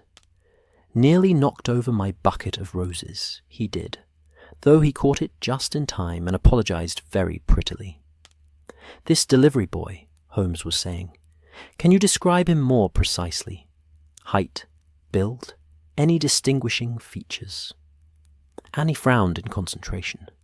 "Ordinary height, I'd say. Thin. But then, they usually are, aren't they? Always dashing about, burning off any food they eat. He wore a brown jacket and a cap pulled down low. Couldn't see much of his face, really. He was carrying a wicker delivery basket, the kind the shops use for sending purchases to customers' homes." "And you saw him in the plaza? How long before Mr. Pemberton discovered his loss?" "Oh, not long at all, sir. Perhaps 10 minutes. He was here, and then he was gone. And then, shortly after, there was all this commotion about the missing pouch." Holmes thanked her and turned to me as I approached. "Ah, Watson, what have you learned?" I related my conversations with the baker and the bookseller, and I saw Holmes's eyes light up as I mentioned the man in the grey suit and the delivery boy, both observed by multiple witnesses. "The pieces are beginning to come together," Holmes said, though whether he was speaking to me or to himself, I could not quite determine. "We have at least 2 individuals who were near Pemberton while he worked on his landscape, this gentleman in grey and this delivery boy." The question is, which of them, if either, is connected to the missing pouch? Surely the delivery boy seems the more suspicious, I ventured. His hasty departure, the timing of it. Perhaps, Holmes said, but his tone was non-committal. Or perhaps we are being led to an obvious conclusion that may not be the correct one. Let us gather more data before we theorize. Mr. Hartley and Mr. Wickham had returned from their own inquiries, and we assembled once more in the centre of the plaza to share our findings. The evening had deepened into true night now, and the gas lamps cast their warm glow across our small gathering, creating an almost theatrical atmosphere, as if we were actors on a stage, performing some drama for the benefit of the watching crowd. And indeed, we had quite an audience now. Word of the investigation had spread, as word does in London neighbourhoods, and more spectators had arrived to observe the proceedings. I noticed several people at the windows of the surrounding buildings, watching with interest. The chestnut vendor had abandoned any pretense of working and was watching us with rapt attention. Even the normally imperturbable London pigeons seemed to have paused in their evening routines to observe. Holmes stood at the centre of this small theatre, his tall, spare figure illuminated by lamplight, his keen face animated by the intellectual challenge before him. And I thought to myself that this was Holmes as he was meant to be, engaged, energized, applying his extraordinary gifts to the service of a fellow human being in need, no matter how humble that person or how small the stakes. The game, as Holmes would say, was afoot, and I found myself caught up in the excitement of the chase, eager to see how my friend would unravel this modest mystery of a missing coin pouch in the heart of London's evening streets. Mr. Hartley, slightly out of breath from his exertions, but clearly energized by the investigative work, spoke first. He consulted the notes he had made in his small pocket-book with the care of a man accustomed to keeping precise records. A businessman's habit, no doubt. I spoke with the proprietor of that tobacco shop on the corner, he reported. A Mr. Carmichael, been running the establishment for 15 years. He knows Pemberton by sight, says he's an honest fellow, never any trouble. As for this afternoon, Carmichael was busy with customers for most of it, but he did notice a delivery boy passing through the plaza several times. Thought it odd, actually, that the same boy should pass through so frequently. Usually they make their delivery and move on to the next address. Holmes's eyebrows rose with interest. Several times, you say? Not just once. According to Carmichael, the boy passed through at least 3 times in the space of an hour, always in a hurry, always carrying that wicker basket. Most interesting, Holmes murmured. Mr. Wickham, what did you discover? The young law clerk consulted his own notes, written in a neat professional hand that spoke of his legal training. I inquired at the chemist's shop and at the grocer's next door. The chemist saw nothing useful. He was in the back of his shop preparing prescriptions for most of the afternoon. But the grocer's assistant, a young woman named Mary, was quite observant. She was arranging the window display and had an excellent view of the plaza. And what did this observant young woman see? Holmes asked, his voice encouraging. She corroborates much of what we've already heard. The artist working, various people stopping to watch. But she added something interesting. She mentioned a man in a grey suit who seemed to be watching Mr. Pemberton with particular intensity. Not just casual interest, she said, but real, focused attention. He stood to one side, partially behind a lamppost, and watched for at least 10 minutes without moving. Did she describe this man? Middle-aged, she thought, though she couldn't see his face clearly. Well-dressed, respectable-looking, grey suit, bowler hat, carrying a walking stick. When he finally left, he went down the same street that the delivery boy took, toward the high street. I saw Holmes's eyes narrow slightly, that telltale sign that he was processing information, connecting disparate facts, building a mental picture of events. The crowd around us had grown quiet, hanging on every word of these reports, caught up in the mystery as much as we were. "Curious," Holmes said softly. "Watson, would you add to our growing body of evidence?" I related what I had learned from the baker and the bookseller, emphasizing the bookseller's observation of both the man in grey and the delivery boy.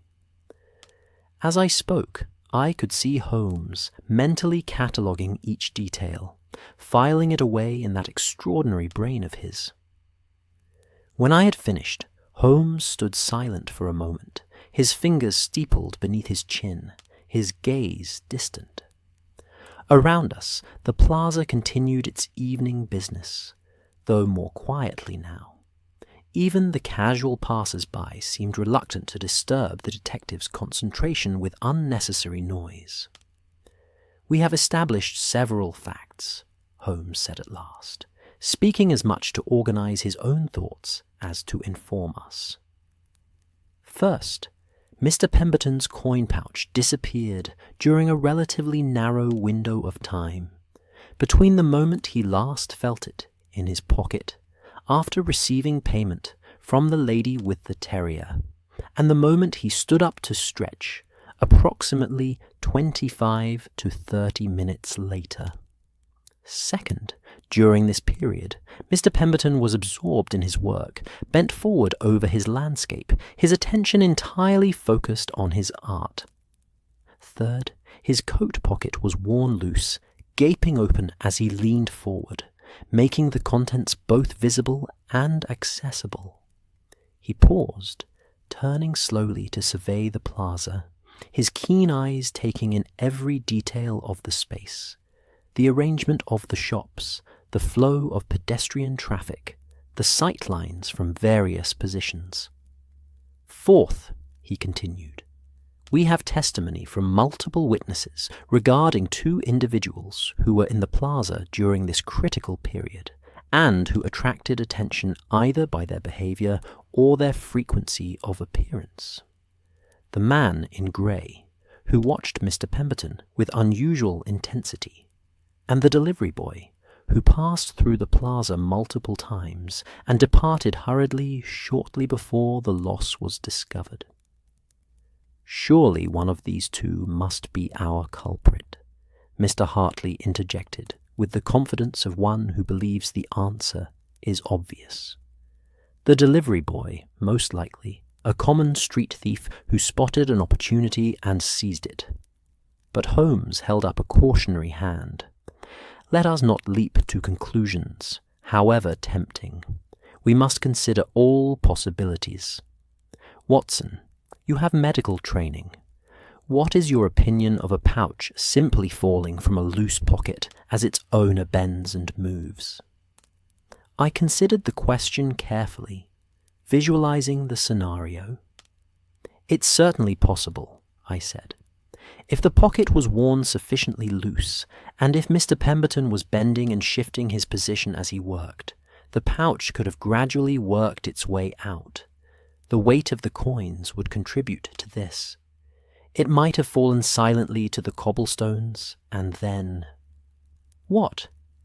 Rolled away? Been kicked aside accidentally by a passing pedestrian? Precisely the question, Holmes said. And if it fell, where might it have gone? We have searched the immediate vicinity thoroughly. Unless it fell into a crack between the cobblestones, which seems unlikely given the size and weight of the pouch, it must have been moved, either deliberately or accidentally, from this location. He knelt down beside Pemberton's artwork, examining the cobblestones with his lens, following some chain of reasoning visible only to himself. I watched him trace an imaginary path with his long fingers, muttering under his breath, calculating angles and distances. "The flow of foot traffic," he said, standing up and brushing off his knees, "would naturally move from here." He indicated the main thoroughfare, across the plaza in various directions, depending on people's destinations. If the pouch fell here, as seems most likely, given where Mr. Pemberton was working, it could have been kicked by a passing pedestrian, quite inadvertently, in any of several directions. He turned to the crowd of onlookers who had been following this analysis with rapt attention. "Ladies and gentlemen, I wonder if I might impose upon you once more. Would those of you who have been in this plaza during the past hour please think carefully? Did any of you notice anything unusual on the ground? Any object that seemed out of place? Did any of you perhaps kick something accidentally, or step on something that felt unusual underfoot?" There was a general murmuring as people consulted their memories, but no one came forward with useful information. I saw disappointment flicker across Pemberton's face, though he tried to hide it. The poor man had been standing throughout this investigation with the patient resignation of one accustomed to life's disappointments, but I could see the hope slowly draining from his expression. Holmes noticed this too, and his own expression softened with something approaching compassion, an emotion he did not often display openly, but which I knew he felt more deeply than he generally let show. "Mr. Pemberton," he said gently, "do not despair yet. We have not exhausted our options. Let us approach this from a different angle. You mentioned that you have been drawing in this plaza regularly. Do you have established relationships with any of the local merchants or regular passers-by?" Pemberton nodded, seeming grateful to be given something to focus on other than his loss. "Oh yes, sir. Many of them know me by sight, and some have become quite friendly over the years. Mrs. Peterson at the milliner's shop." He pointed to a shop front I had not previously noticed. "She often brings me a cup of tea on cold days. And Mr. Chen at the Chinese laundry down that side street. He commissioned a portrait of his daughter last month. Lovely girl, just turned 16. And there's the street musicians who come through regularly. We're all in the same boat, so to speak, trying to earn an honest living from our talents." "Street musicians?" Holmes's interest sharpened. "Are any of them here this evening?" "Old Giuseppe is usually here about this time," Pemberton said, glancing around. "He plays a street organ, has a little monkey that dances. Quite a draw for the children. But I haven't seen him yet this evening. Perhaps he's running late, or perhaps he's set up in a different location tonight." Holmes turned to Annie, the flower seller, who had been listening to our conversation with interest. "Do you know this Giuseppe? Would he have been here during the relevant period this afternoon?" Annie nodded vigorously. "Oh yes, sir. Giuseppe's here most days. He was here this afternoon, right enough. Set up his organ over there." She pointed to a spot on the opposite side of the plaza from where Pemberton had been working. "Around 4 o'clock, I'd say. Played for an hour or so, then packed up and moved on. He usually does a circuit of several locations. You see, stays in each spot for an hour or two, then moves to the next." "And where does he go after here?" Holmes asked, his voice taking on an edge of urgency that I recognized as indicating he was on to something. "Down toward the high street, usually. There's another good pitch near the theatre district. He does well there in the evenings, when the crowds start gathering before the performances." Holmes's eyes met mine, and I saw the gleam of excitement in them. "Watson, I believe we should seek out this Giuseppe and his organ. Mr. Pemberton, would you care to accompany us? I have a theory that I should like to test." Pemberton's face brightened with renewed hope.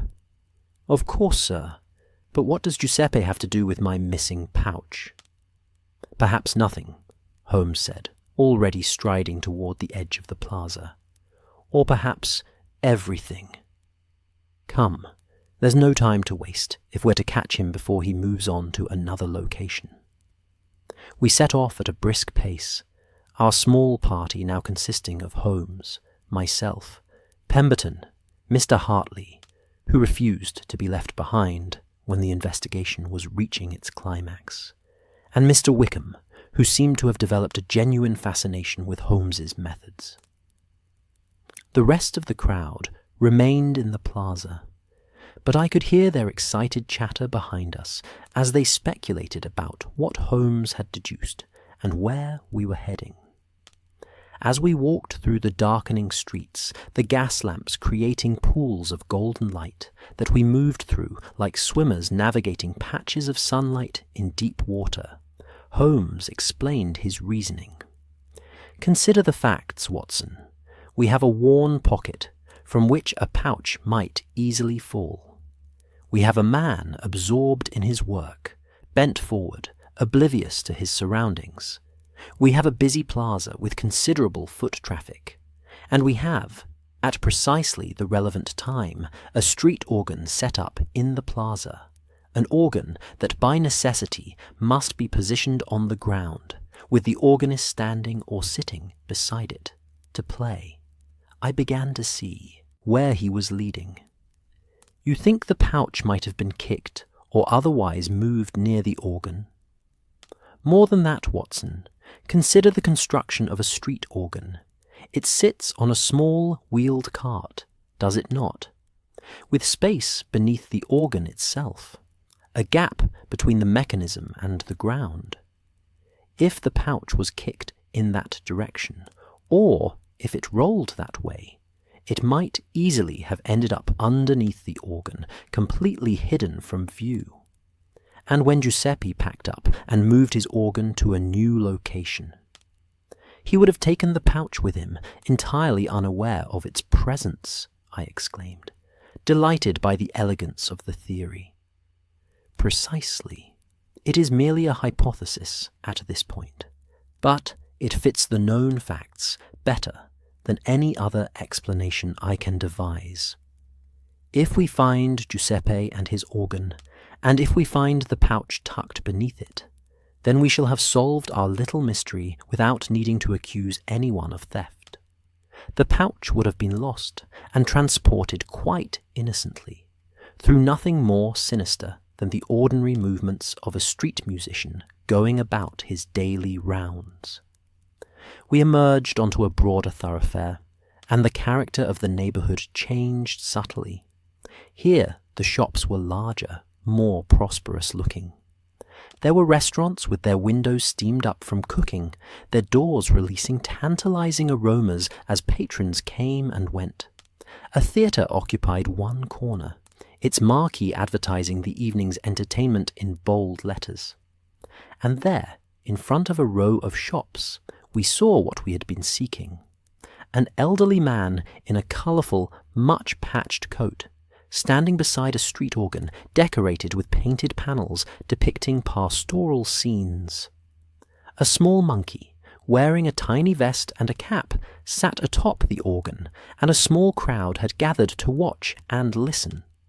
The organ was playing a cheerful melody, its mechanical notes bright and clear in the evening air, and the monkey was performing a series of tricks, bowing and tipping its cap, much to the delight of several children who had stopped with their parents to watch. "Giuseppe!" Pemberton called out, hurrying forward. The old organ grinder looked up and smiled, recognizing the artist. "Ah, Alberto," he called back in heavily accented English, Italian, I presumed.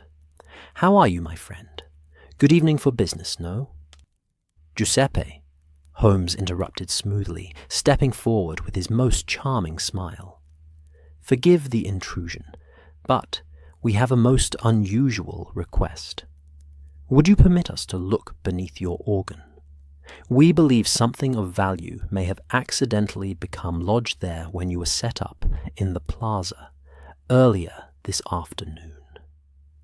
Giuseppe's weathered face creased with confusion, but he was clearly a good-natured soul. Beneath my organ? But how could? Well, certainly, if you wish. But I do not understand.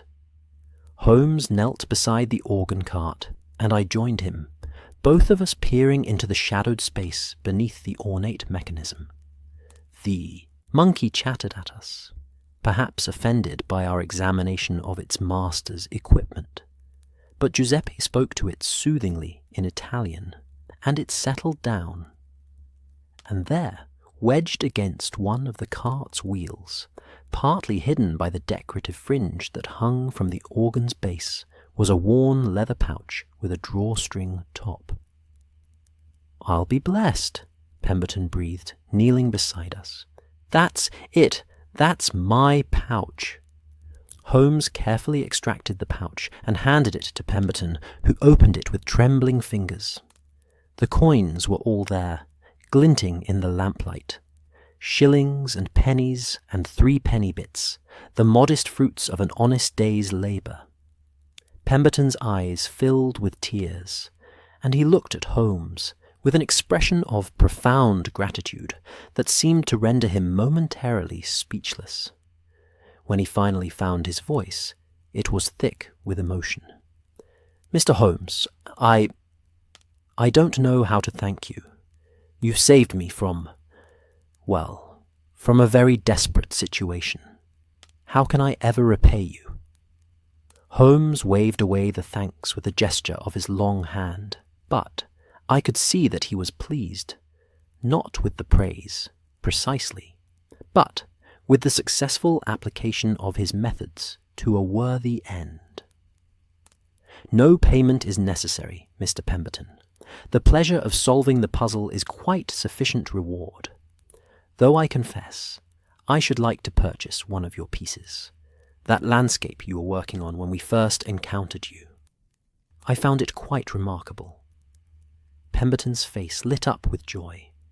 "You shall have it as a gift, sir. It's the very least I can do."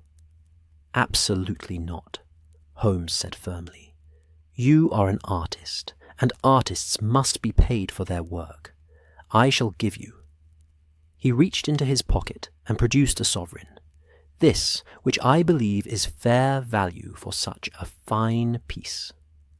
Pemberton tried to protest, but Holmes was adamant, and finally the artist accepted the payment with as much dignity as his emotional state would allow.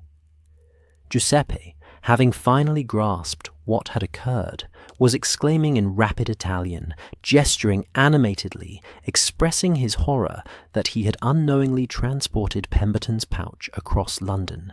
Is no problem, he kept saying, switching to English. "I am so happy we find, but how it gets under my organ is mystery." Holmes explained his theory. The worn pocket, the pouch falling out, the foot traffic in the plaza, potentially kicking it across the cobblestones until it ended up beneath the organ, where it lodged against the wheel. Giuseppe nodded vigorously, entirely satisfied with this explanation, and insisted on shaking hands with everyone in our party, still exclaiming over the fortunate resolution. As we made our way back toward the plaza, for Pemberton needed to collect his art materials, and Holmes wanted to retrieve his purchased landscape, I reflected on the afternoon's events. What had begun as a simple walk of observation had transformed into a genuine investigation, modest in scale but satisfying in its resolution. And more than that, I had witnessed something that I found profoundly moving. Holmes, applying his extraordinary gifts not to some sensational crime that would make headlines, but to helping an ordinary workingman recover a modest sum of money that nonetheless meant everything to him. There was something beautiful in that, something that spoke to the best qualities of my remarkable friend. The streets through which we walked seemed softer somehow in the evening light, more welcoming. Or perhaps it was simply that we walked them in the company of a man whose burden had been lifted, whose evening had transformed from despair to joy, and whose gratitude radiated from him like warmth from a fire. The walk back to the plaza had taken on the character of a small triumphal procession. Word of our success had somehow preceded us, as news invariably does in London neighbourhoods, and when we emerged back into the lamplit square, we found a considerable crowd waiting to greet us. A cheer went up as Pemberton held aloft his recovered coin pouch, and I saw genuine pleasure on the faces of the assembled watchers. It struck me then how much people hunger for stories with happy endings, how a small victory for justice and order can lift the spirits of an entire community. Annie, the flower seller, pressed a small bouquet of violets into Pemberton's hands, refusing any payment. "For your wife, love," she said warmly, though whether Pemberton actually had a wife I did not know. "To celebrate your good fortune." The chestnut vendor, not to be outdone, insisted on providing us all with warm chestnuts, and though Holmes typically disdained such street food, he accepted with good grace, recognizing the gesture for what it was, a celebration of community and shared relief. Giuseppe had accompanied us back, wheeling his organ with the monkey perched atop it, chattering and performing little bows as if it understood that it had played a role in the evening's drama. The old Italian was still shaking his head in wonder, occasionally bursting into rapid streams of his native language, which none of us could follow, but which clearly expressed his amazement at the evening's events. Mr. Hartley and Mr. Wickham stood beside us, both men flushed with the excitement of having participated in a genuine investigation. Hartley, in particular, seemed energized by the experience in a way that suggested his ordinary business life perhaps lacked this kind of intellectual adventure. "Mr. Holmes," he said, his round face beaming with admiration, "I must say, that was quite extraordinary. The way you pieced together the solution from such scattered observations. I've read about your methods in the papers, of course, but seeing them applied in person is quite another matter entirely." Holmes accepted the compliment with a slight inclination of his head, though I could see he was somewhat uncomfortable with the open praise. He had always been a private man, preferring the work itself to the accolades that might follow it. "The principles are quite simple, Mr. Hartley," Holmes said, echoing what he had told me earlier in the afternoon. "One must merely learn to observe, rather than simply to see, and to reason logically from observed facts. Any man of intelligence could do the same, given sufficient training and attention to detail." "But that's precisely what makes it remarkable," Wickham interjected, his law clerk's mind appreciating the intellectual rigour of Holmes's approach. "You make it seem simple, but the truth is that most of us look at the world without truly seeing it. We register the obvious, a sailor, a governess, a street artist, but we don't read the stories written in the details." I found myself nodding in agreement with Wickham's assessment. This was exactly what I had been thinking throughout the afternoon. that Holmes possessed not just remarkable powers of observation, but also the ability to synthesize disparate observations into coherent narratives, to see patterns where others saw only random details. Holmes had moved to where Pemberton had laid out his materials, and the artist was carefully rolling up the landscape that Holmes had purchased. In the lamplight, I could see the piece more clearly than I had before. The delicate layering of colours, the skillful rendering of light and shadow, the sense of depth and atmosphere that Pemberton had achieved with nothing more than coloured chalks on stone. It truly was a remarkable piece of work, and I was glad that Holmes had insisted on paying fair value for it. "Mr. Pemberton," Holmes said, watching the artist secure his precious artwork with careful hands, "I wonder if I might make a suggestion. You have considerable talent, and it seems a shame that your work should be limited to temporary pieces on pavement, beautiful though they are. Have you ever considered approaching a gallery or seeking a patron?" Pemberton looked up with an expression that mingled gratitude with weary resignation. "You're kind to say so, sir, but men in my position, well, we're not welcomed in the galleries. Street artists are considered beneath the notice of proper society. I had some training in my youth, worked as an apprentice to a proper artist for a time, but—" He shrugged, leaving the sentence unfinished. "Life takes us where it will, Mr. Holmes. I'm content with what I have, the freedom of the open air, the pleasure of creating beauty, the modest living I can earn from kind souls like yourself." There was dignity in the way he spoke, no trace of self-pity or bitterness, and I felt a surge of respect for this man who faced life's disappointments with such grace.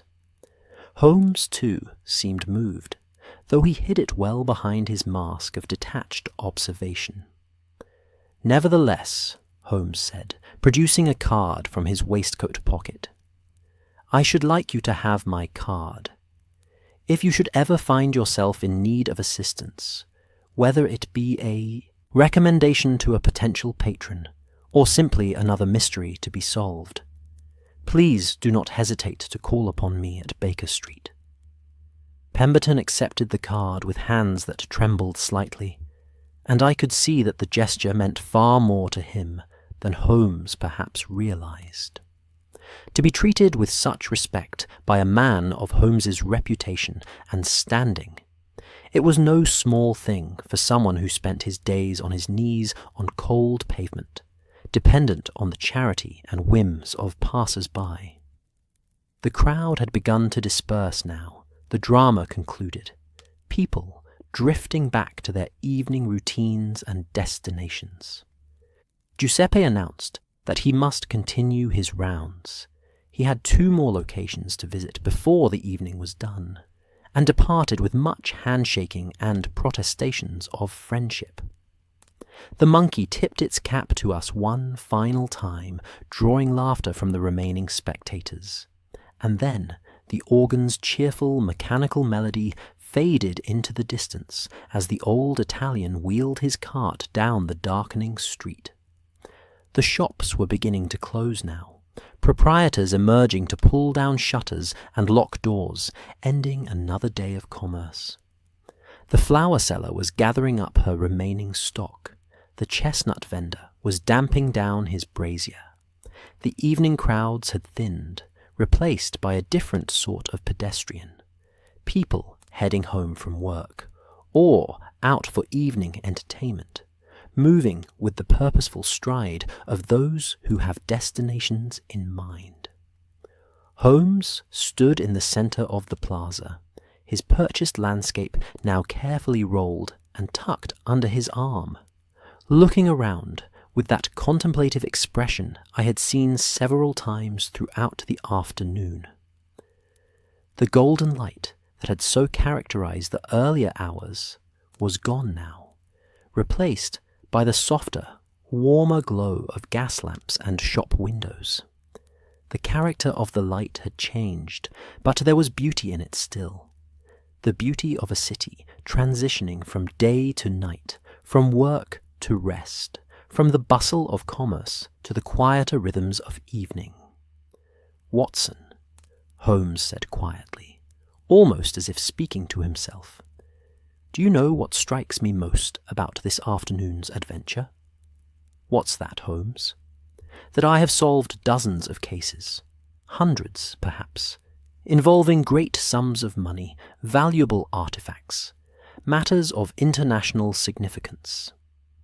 And yet, I'm not certain that I have ever felt quite the satisfaction I feel at this moment, having helped Mr. Pemberton recover his 8 shillings.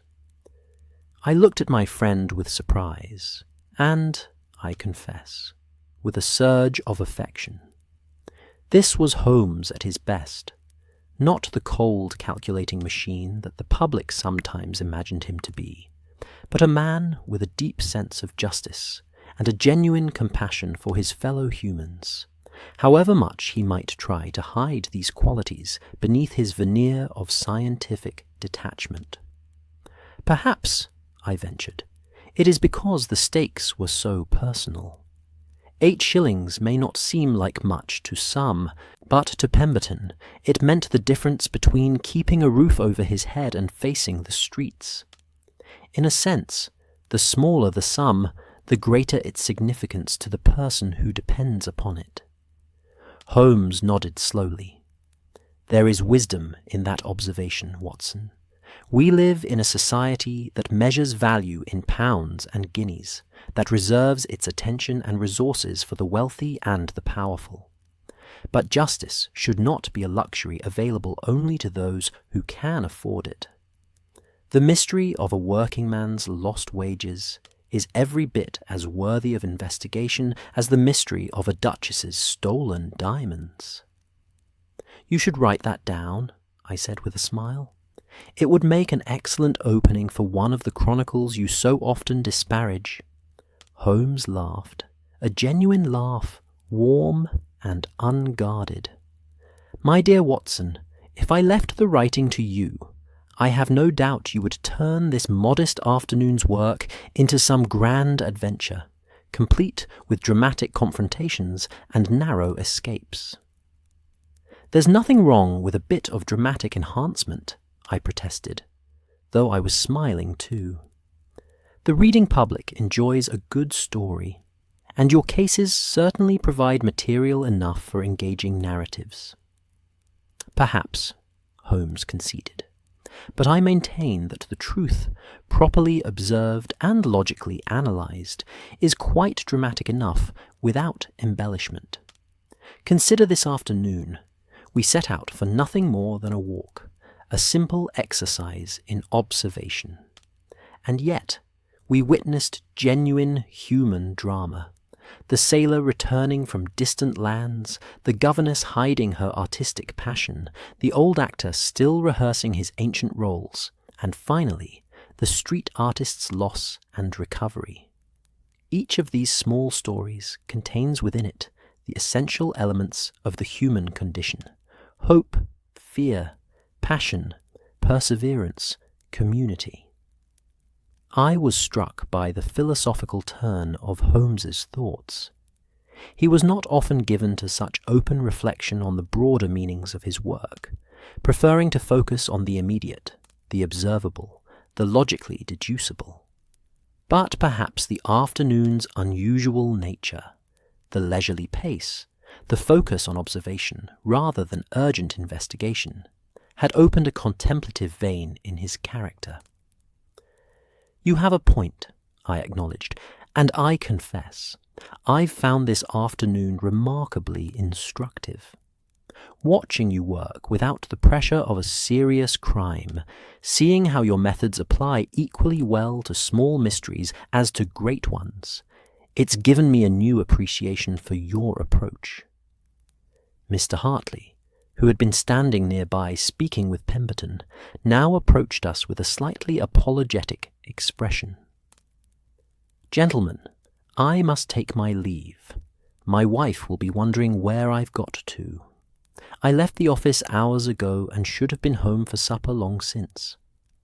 But I want to thank you, Mr. Holmes, for allowing me to participate in this investigation. It's been quite the most interesting evening I've had in years. The pleasure was entirely mine, Mr. Hartley, Holmes said, shaking the businessman's hand. You proved yourself a valuable assistant. Your methodical approach to gathering information and your careful note-taking were most helpful. Hartley flushed with pleasure at the compliment, and I could see that he would be dining out on this story for weeks to come. He bid us all farewell and hurried off into the night, his portly figure soon disappearing into the shadows between the lamp-posts. Wickham, too, made his excuses and departed, though not before securing a promise from Holmes that he might be permitted to observe another investigation should the opportunity arise. Holmes agreed, though I suspected he would think twice before extending such an invitation. Holmes generally preferred to work alone, or with only me for company. Finally, it was just the three of us, Holmes, myself, and Pemberton, who was packing up the last of his materials with the careful efficiency of long practice. The plaza had grown quiet now, the last few shops closing their doors, the street vendors all departed. Even the usual traffic had thinned to occasional hansom cabs and late pedestrians. "Mr. Pemberton," Holmes said, "we shall accompany you on your way, if you don't object. Watson and I have had enough excitement for one evening, and I believe we're ready to return to the comforts of Baker Street. Which direction does your route take you?" "Back toward Marylebone, sir. I have a small room there. Nothing fancy, but it's clean and dry, and the landlady is a decent sort." "Marylebone it is, then. We can walk together part of the way." We set off through the quiet streets, the three of us walking abreast where the pavement allowed, falling into single file when we had to make way for other pedestrians. Pemberton carried his pack of art materials with practised ease, despite his age and the stiffness I had observed in his joints. Holmes carried his rolled landscape like a prize, and I carried my walking stick and the pleasant tiredness that comes from an afternoon well spent. The evening had grown distinctly cool now, with that crisp edge to the air that speaks of autumn's march toward winter. I could see my breath misting in the lamplight, and I pulled my coat more closely around me, grateful for its warmth. The streets through which we passed were growing quieter still as we moved away from the commercial districts and into residential areas, where windows glowed with the warm light of homes settling into their evening routines. We spoke little as we walked, comfortable in the silence of companionship. Occasionally, Holmes would point out some detail, an architectural feature of a building, a particularly interesting pattern of ware on a doorstep, a cat watching us from a window ledge. But mostly, we simply walked, each absorbed in our own thoughts about the afternoon's events. When we finally reached the corner where Pemberton would turn off toward his lodgings, he stopped and turned to face us, his weathered face serious in the lamplight. "Mr. Holmes, Dr. Watson," he said, his voice thick with emotion once again. "I don't have words adequate to express my gratitude. You've given me more than my 8 shillings back tonight. You've given me back my faith in human kindness and in justice.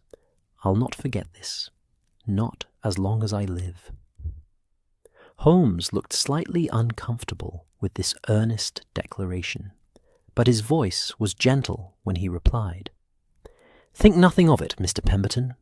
Go home, pay your rent, and continue creating your beautiful art. That will be thanks enough." We shook hands all around, and then Pemberton disappeared into the shadows of the side street, his pack on his back, his step lighter than it had been when we first encountered him. Holmes and I stood for a moment, watching him go, and then turned our own steps homeward. The walk to Baker Street took us perhaps 20 minutes, through streets that grew increasingly familiar as we approached our lodgings. The city had settled into its nighttime rhythms now, quieter than the day, but never truly silent. Somewhere a dog was barking, somewhere else music drifted from an open window, and always there was the distant rumble of traffic from the main thoroughfares, the background hum of London's ceaseless life. As we climbed the familiar steps to 221B, I found myself reflecting on what an unusual day it had been. We had set out with no particular goal in mind, simply to observe, to see the city with fresh eyes, to engage with the normal rather than the criminal. And in the process, we had stumbled upon a small mystery that had engaged all of Holmes's considerable talents, had brought together a small community of helpers and observers, and had resulted in genuine good being done for a deserving soul. Mrs. Hudson met us in the hallway, her face showing relief at our return. "There you are, gentlemen. I was beginning to worry. Supper's been ready this half hour and more.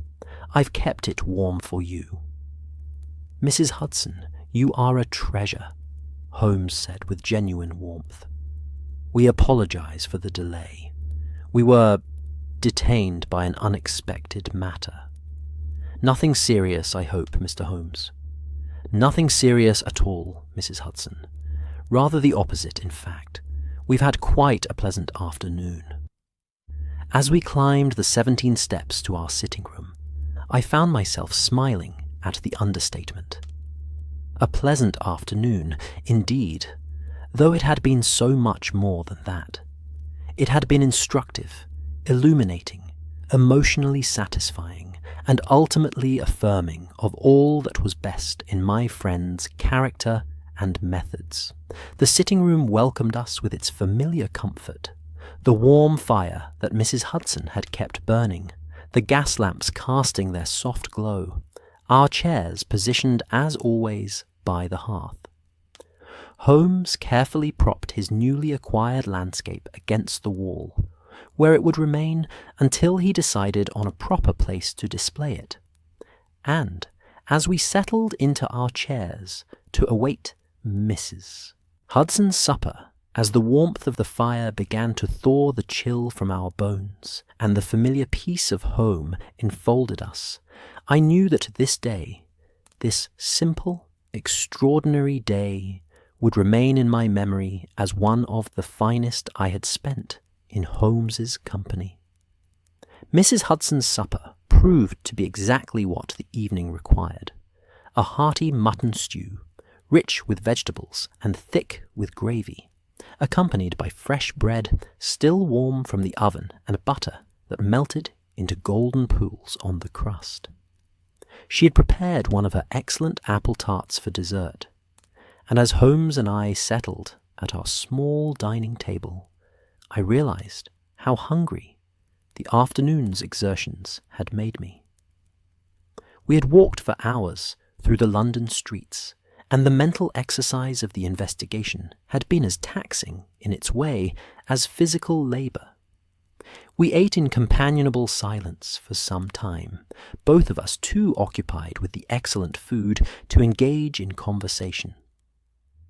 Mrs. Hudson bustled about, ensuring our glasses were filled and our plates adequately supplied, clucking with satisfaction at our obvious appreciation of her cooking. She was, I reflected, not for the first time, far more than merely a landlady. She had become, over the years, something like family to both of us, particularly to Holmes, who had no other domestic arrangements, and who would have quite neglected his own welfare had she not taken such care of him.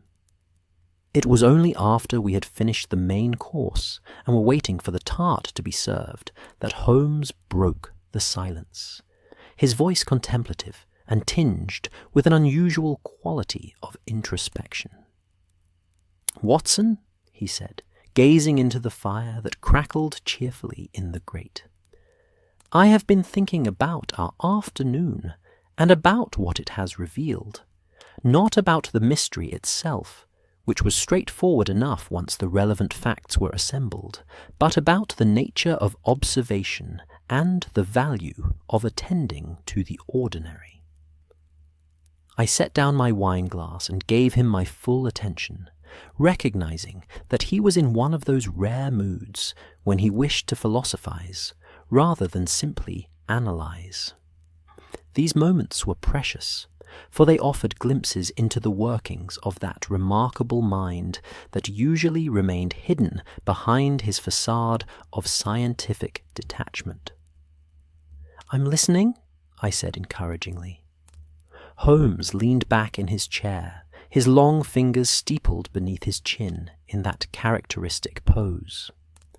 "When I proposed our walk this afternoon, I did so with the notion that I might be neglecting an entire dimension of observation by focusing so exclusively on the criminal, the suspicious, the abnormal. I wondered whether my powers of observation, which I have trained so carefully over the years, might reveal something interesting when applied to the everyday flow of human life." "And did they?" I asked, though I thought I knew the answer. "They did, Watson. They revealed something I should have recognized long ago, but which somehow eluded me in my pursuit of more dramatic mysteries. They revealed that every human being is, in essence, a mystery unto themselves. The sailor from Singapore, carrying his past experiences written in the tan of his skin and the roll of his gait. The governess, harbouring her artistic passion in secret, stealing moments of creative joy from a life of duty. The old actor, unable to abandon his craft even when the stages are closed to him, still rehearsing his roles on street corners for an audience of one. And Pemberton, dear Pemberton, practicing his art on cold pavement, creating beauty from coloured chalks, maintaining his dignity in the face of hardship. Mrs. Hudson arrived with the apple tart, its crust golden and flaking, its filling fragrant with cinnamon and sugar. She served us generous portions and withdrew, leaving us to our conversation. I took a bite. It was delicious, perfectly balanced between sweet and tart. But I kept my attention on Holmes, who was clearly working through some important realization. "Each of these people," Holmes continued, "lives a life as complex and meaningful as any of the dramatic cases that fill our practice. They have their struggles, their passions, their defeats and victories. And yet, because their stories unfold in the realm of the ordinary rather than the criminal, they go largely unobserved by people like me who have trained ourselves to look for the exceptional." "But you did observe them today," I pointed out. "You saw their stories, read their circumstances, understood their humanity. Isn't that precisely what you set out to do?" "Yes, but here is what strikes me, Watson. I observed them through the same lens I use to observe suspects and criminals. I analyzed, I deduced, I reduced their complex humanity to a series of observable facts and logical conclusions. With the sailor, I noted the evidence of his travels and made deductions about his recent itinerary. With the governess, I identified her secret passion by observing the charcoal stains on her fingers. These are the techniques I use in criminal investigation, applied to innocent people going about their lives." "And is that wrong?" I asked, genuinely curious about where he was leading with this line of thought. Holmes was quiet for a moment, and when he spoke again, His voice carried a note of uncertainty that I rarely heard from him. Not wrong, precisely, but perhaps incomplete. You see, Watson, your approach to people is fundamentally different from mine. You observe them, yes, but you also feel for them, empathize with them, imagine yourself in their circumstances. When you saw Pemberton's distress, your first instinct was compassion. When you spoke with the governess, you genuinely appreciated her artwork, not merely as evidence of her hidden talent, but as something beautiful in its own right. You connect with people on a human level that I struggle with. I was moved by this admission, which represented a rare moment of vulnerability from my usually confident friend. Holmes, you do yourself an injustice. You insisted on paying fair value for Pemberton's artwork. You spoke to the governess with kindness, encouraging her not to hide her talent. You applied your considerable intellect to recovering 8 shillings that would have meant nothing to most men of your standing, but everything to the man who had lost them. These are not the actions of someone who lacks human feeling. Perhaps, Holmes said, though he didn't sound entirely convinced.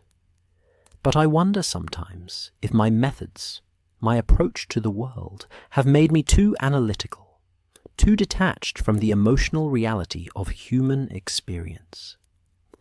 I can deduce that Pemberton has rheumatism from the stiffness of his movements.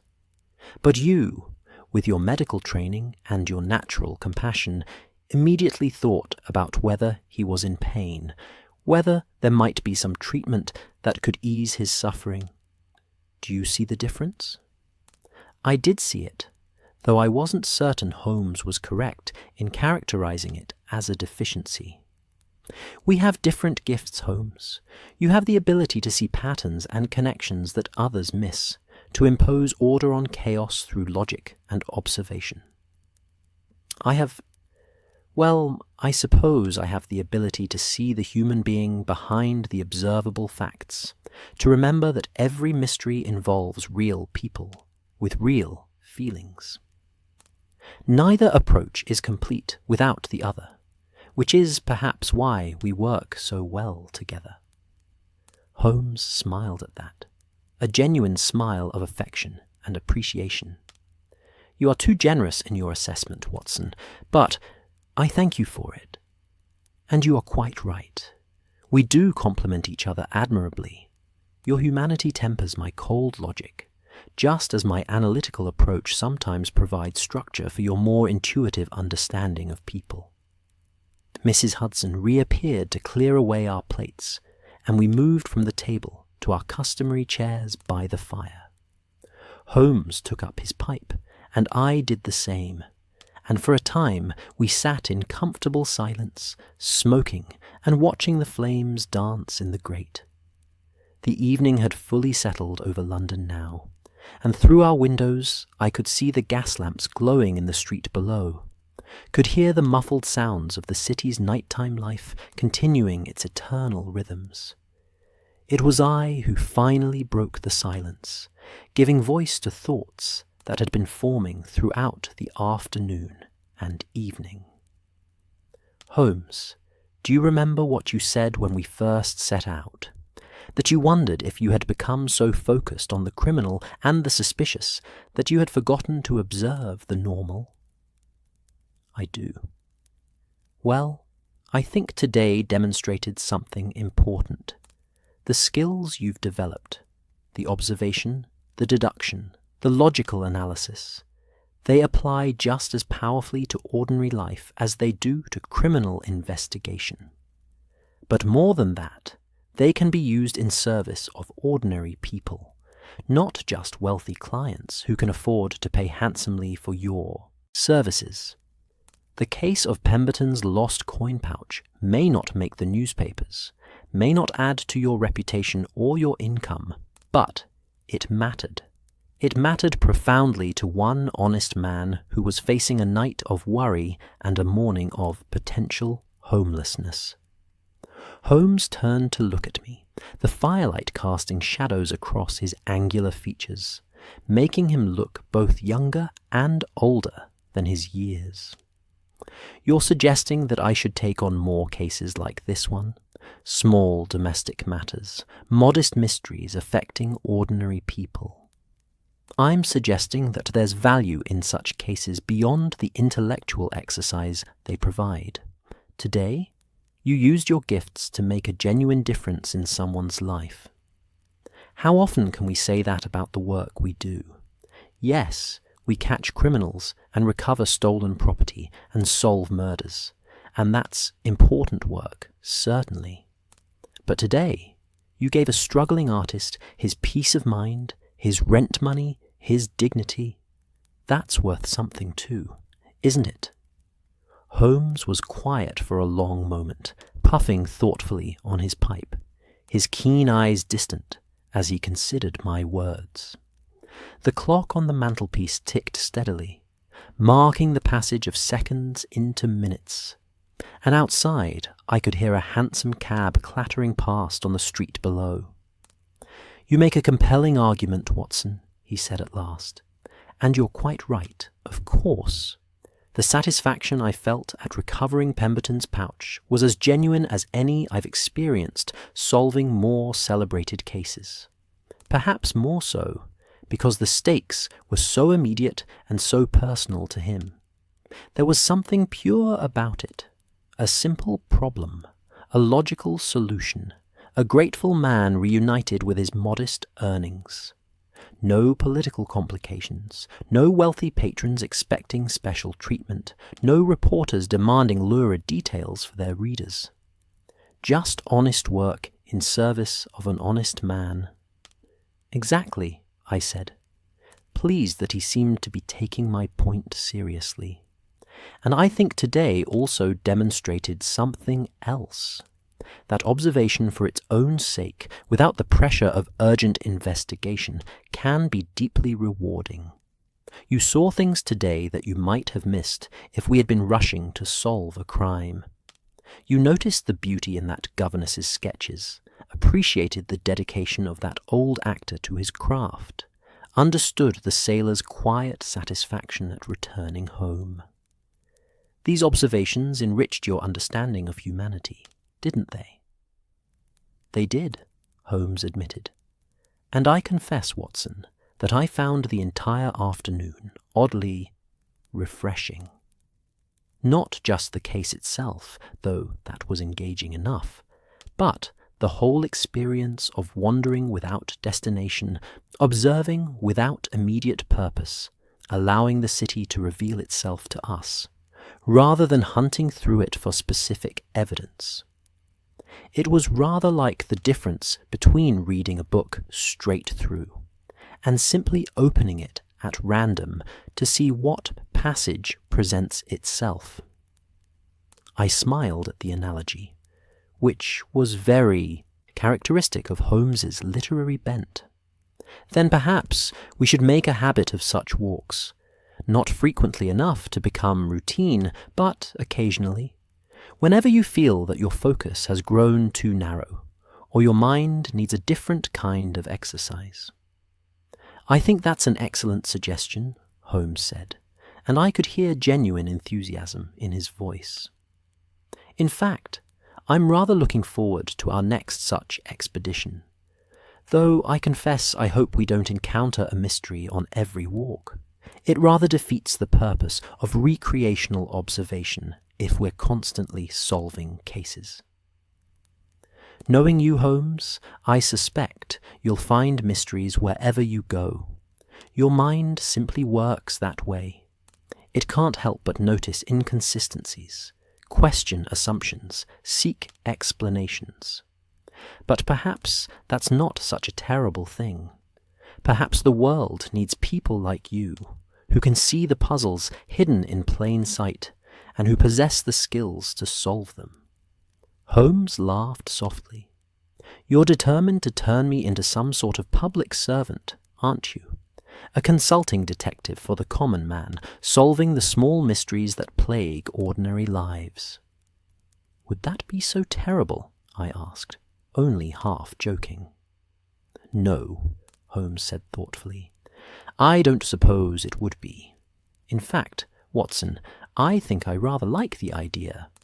Not as my sole occupation, certainly. I would still need the stimulation of more complex cases to truly exercise my faculties. But, as an occasional diversion, a way to ensure that my skills serve more than just the wealthy and the powerful, yes, I think there's merit in that approach. We fell into silence again, both of us lost in our own thoughts as the fire burned lower in the grate and the evening deepened around us. I found myself thinking about the people we had encountered during our walk, the sailor with his tropical tan, the governess with her hidden sketchbook, the actor rehearsing his ancient roles, Pemberton creating beauty on cold pavement, Giuseppe with his street organ and his little monkey. Each of them living their lives, pursuing their passions, facing their struggles with whatever dignity and courage they could muster. Each of them worthy of notice, worthy of respect, worthy of the kind of attention that Holmes, with his remarkable gifts, could provide. And I thought about Holmes himself, this complex, brilliant, sometimes difficult man who was my closest friend and most trusted companion. For all his talk of cold logic and scientific detachment, he possessed a profound sense of justice and a genuine compassion for those who suffered unfairly. He might hide these qualities beneath his analytical exterior, might prefer to speak of intellectual satisfaction rather than emotional fulfillment, but today had revealed the truth. Holmes cared deeply about using his gifts for good, about bringing order to chaos and peace to troubled minds.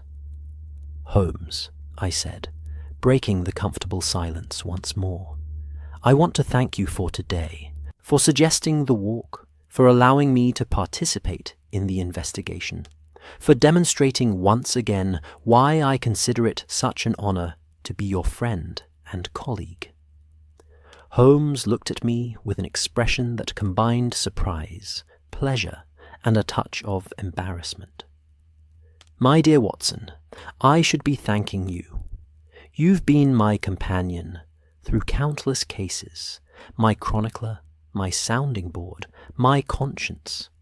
Today was no different. Your presence made the afternoon more enjoyable. Your observations enriched my own. Your humanity reminded me that behind every mystery are real people with real needs. If I helped Pemberton today, it's in no small part because your example has taught me to see the human element in every case. I was moved by this unexpected speech, which was about as close to a declaration of affection as Holmes was likely to make. We sat in silence for a few moments more, neither of us quite knowing what to say, both of us understanding that something important had been acknowledged between us. The clock struck 10, its chimes clear and melodious in the quiet room. Holmes stirred in his chair and knocked out his pipe in the fireplace. Well, Watson, I think I shall retire. It's been quite a day, and I find myself pleasantly exhausted, a rare state for me, as you know. I think I'll stay up a bit longer, I said. I want to make some notes about today's events while they're still fresh in my mind. You know how I am, always thinking about the next chronicle, the next story to tell. Holmes smiled as he stood and stretched. Do try not to embellish too much, Watson. The truth of what happened today is quite sufficient without adding dramatic confrontations or narrow escapes. I'll do my best, I promised, though we both knew that my version of events would inevitably include more colour and drama than Holmes's strictly factual account would approve. He paused at the door to his bedroom, turning back to look at me.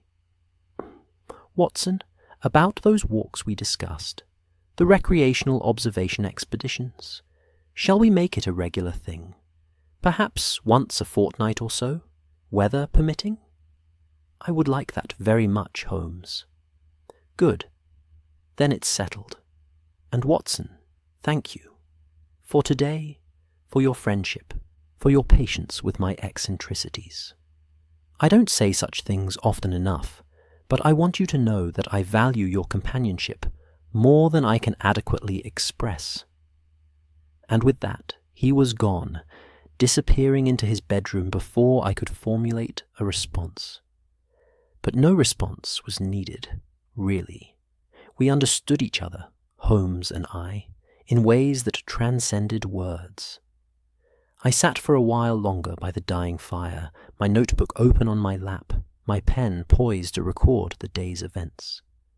But for a few minutes I simply sat and reflected on the extraordinary ordinary day we had shared, the walk through golden autumn light, the observations of everyday humanity, the small mystery solved, the grateful artist reunited with his modest earnings, the deeper understanding achieved between two friends who'd walked many miles together and would, God willing, walk many more.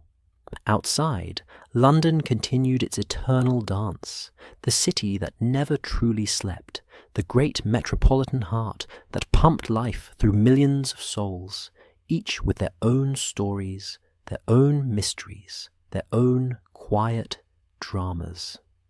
And somewhere in that vast urban landscape, Albert Pemberton was settling down for the night in his small Marylebone room, his rent money safe, his mind at peace, perhaps thinking gratefully of the two gentlemen who had helped him in his hour of need. I began to write, my pen moving across the page, recording the events of the day as accurately as I could, while still trying to capture the essence of what had made it special. And as I wrote, I felt that familiar satisfaction that comes from preserving something valuable, not just the facts of a case, but the human truth at its heart, the lessons learned, the connections made, the small triumph of justice and kindness in a world that sometimes seems too large and too complicated for individual actions to matter. But they do matter. Today had proven that beyond any doubt. One small mystery solved, one honest man helped, one afternoon of observation and deduction and human connection. It all mattered. It all meant something. And with that thought warming me more surely than the dying fire in the grate, I continued to write late into the London night, recording for posterity the case that would come to be known, in my chronicles, as a stroll down Baker Street, the day Sherlock Holmes discovered that the greatest mysteries are sometimes hidden in plain sight, in the ordinary lives of ordinary people, waiting only for someone with the wisdom to look and the compassion to care.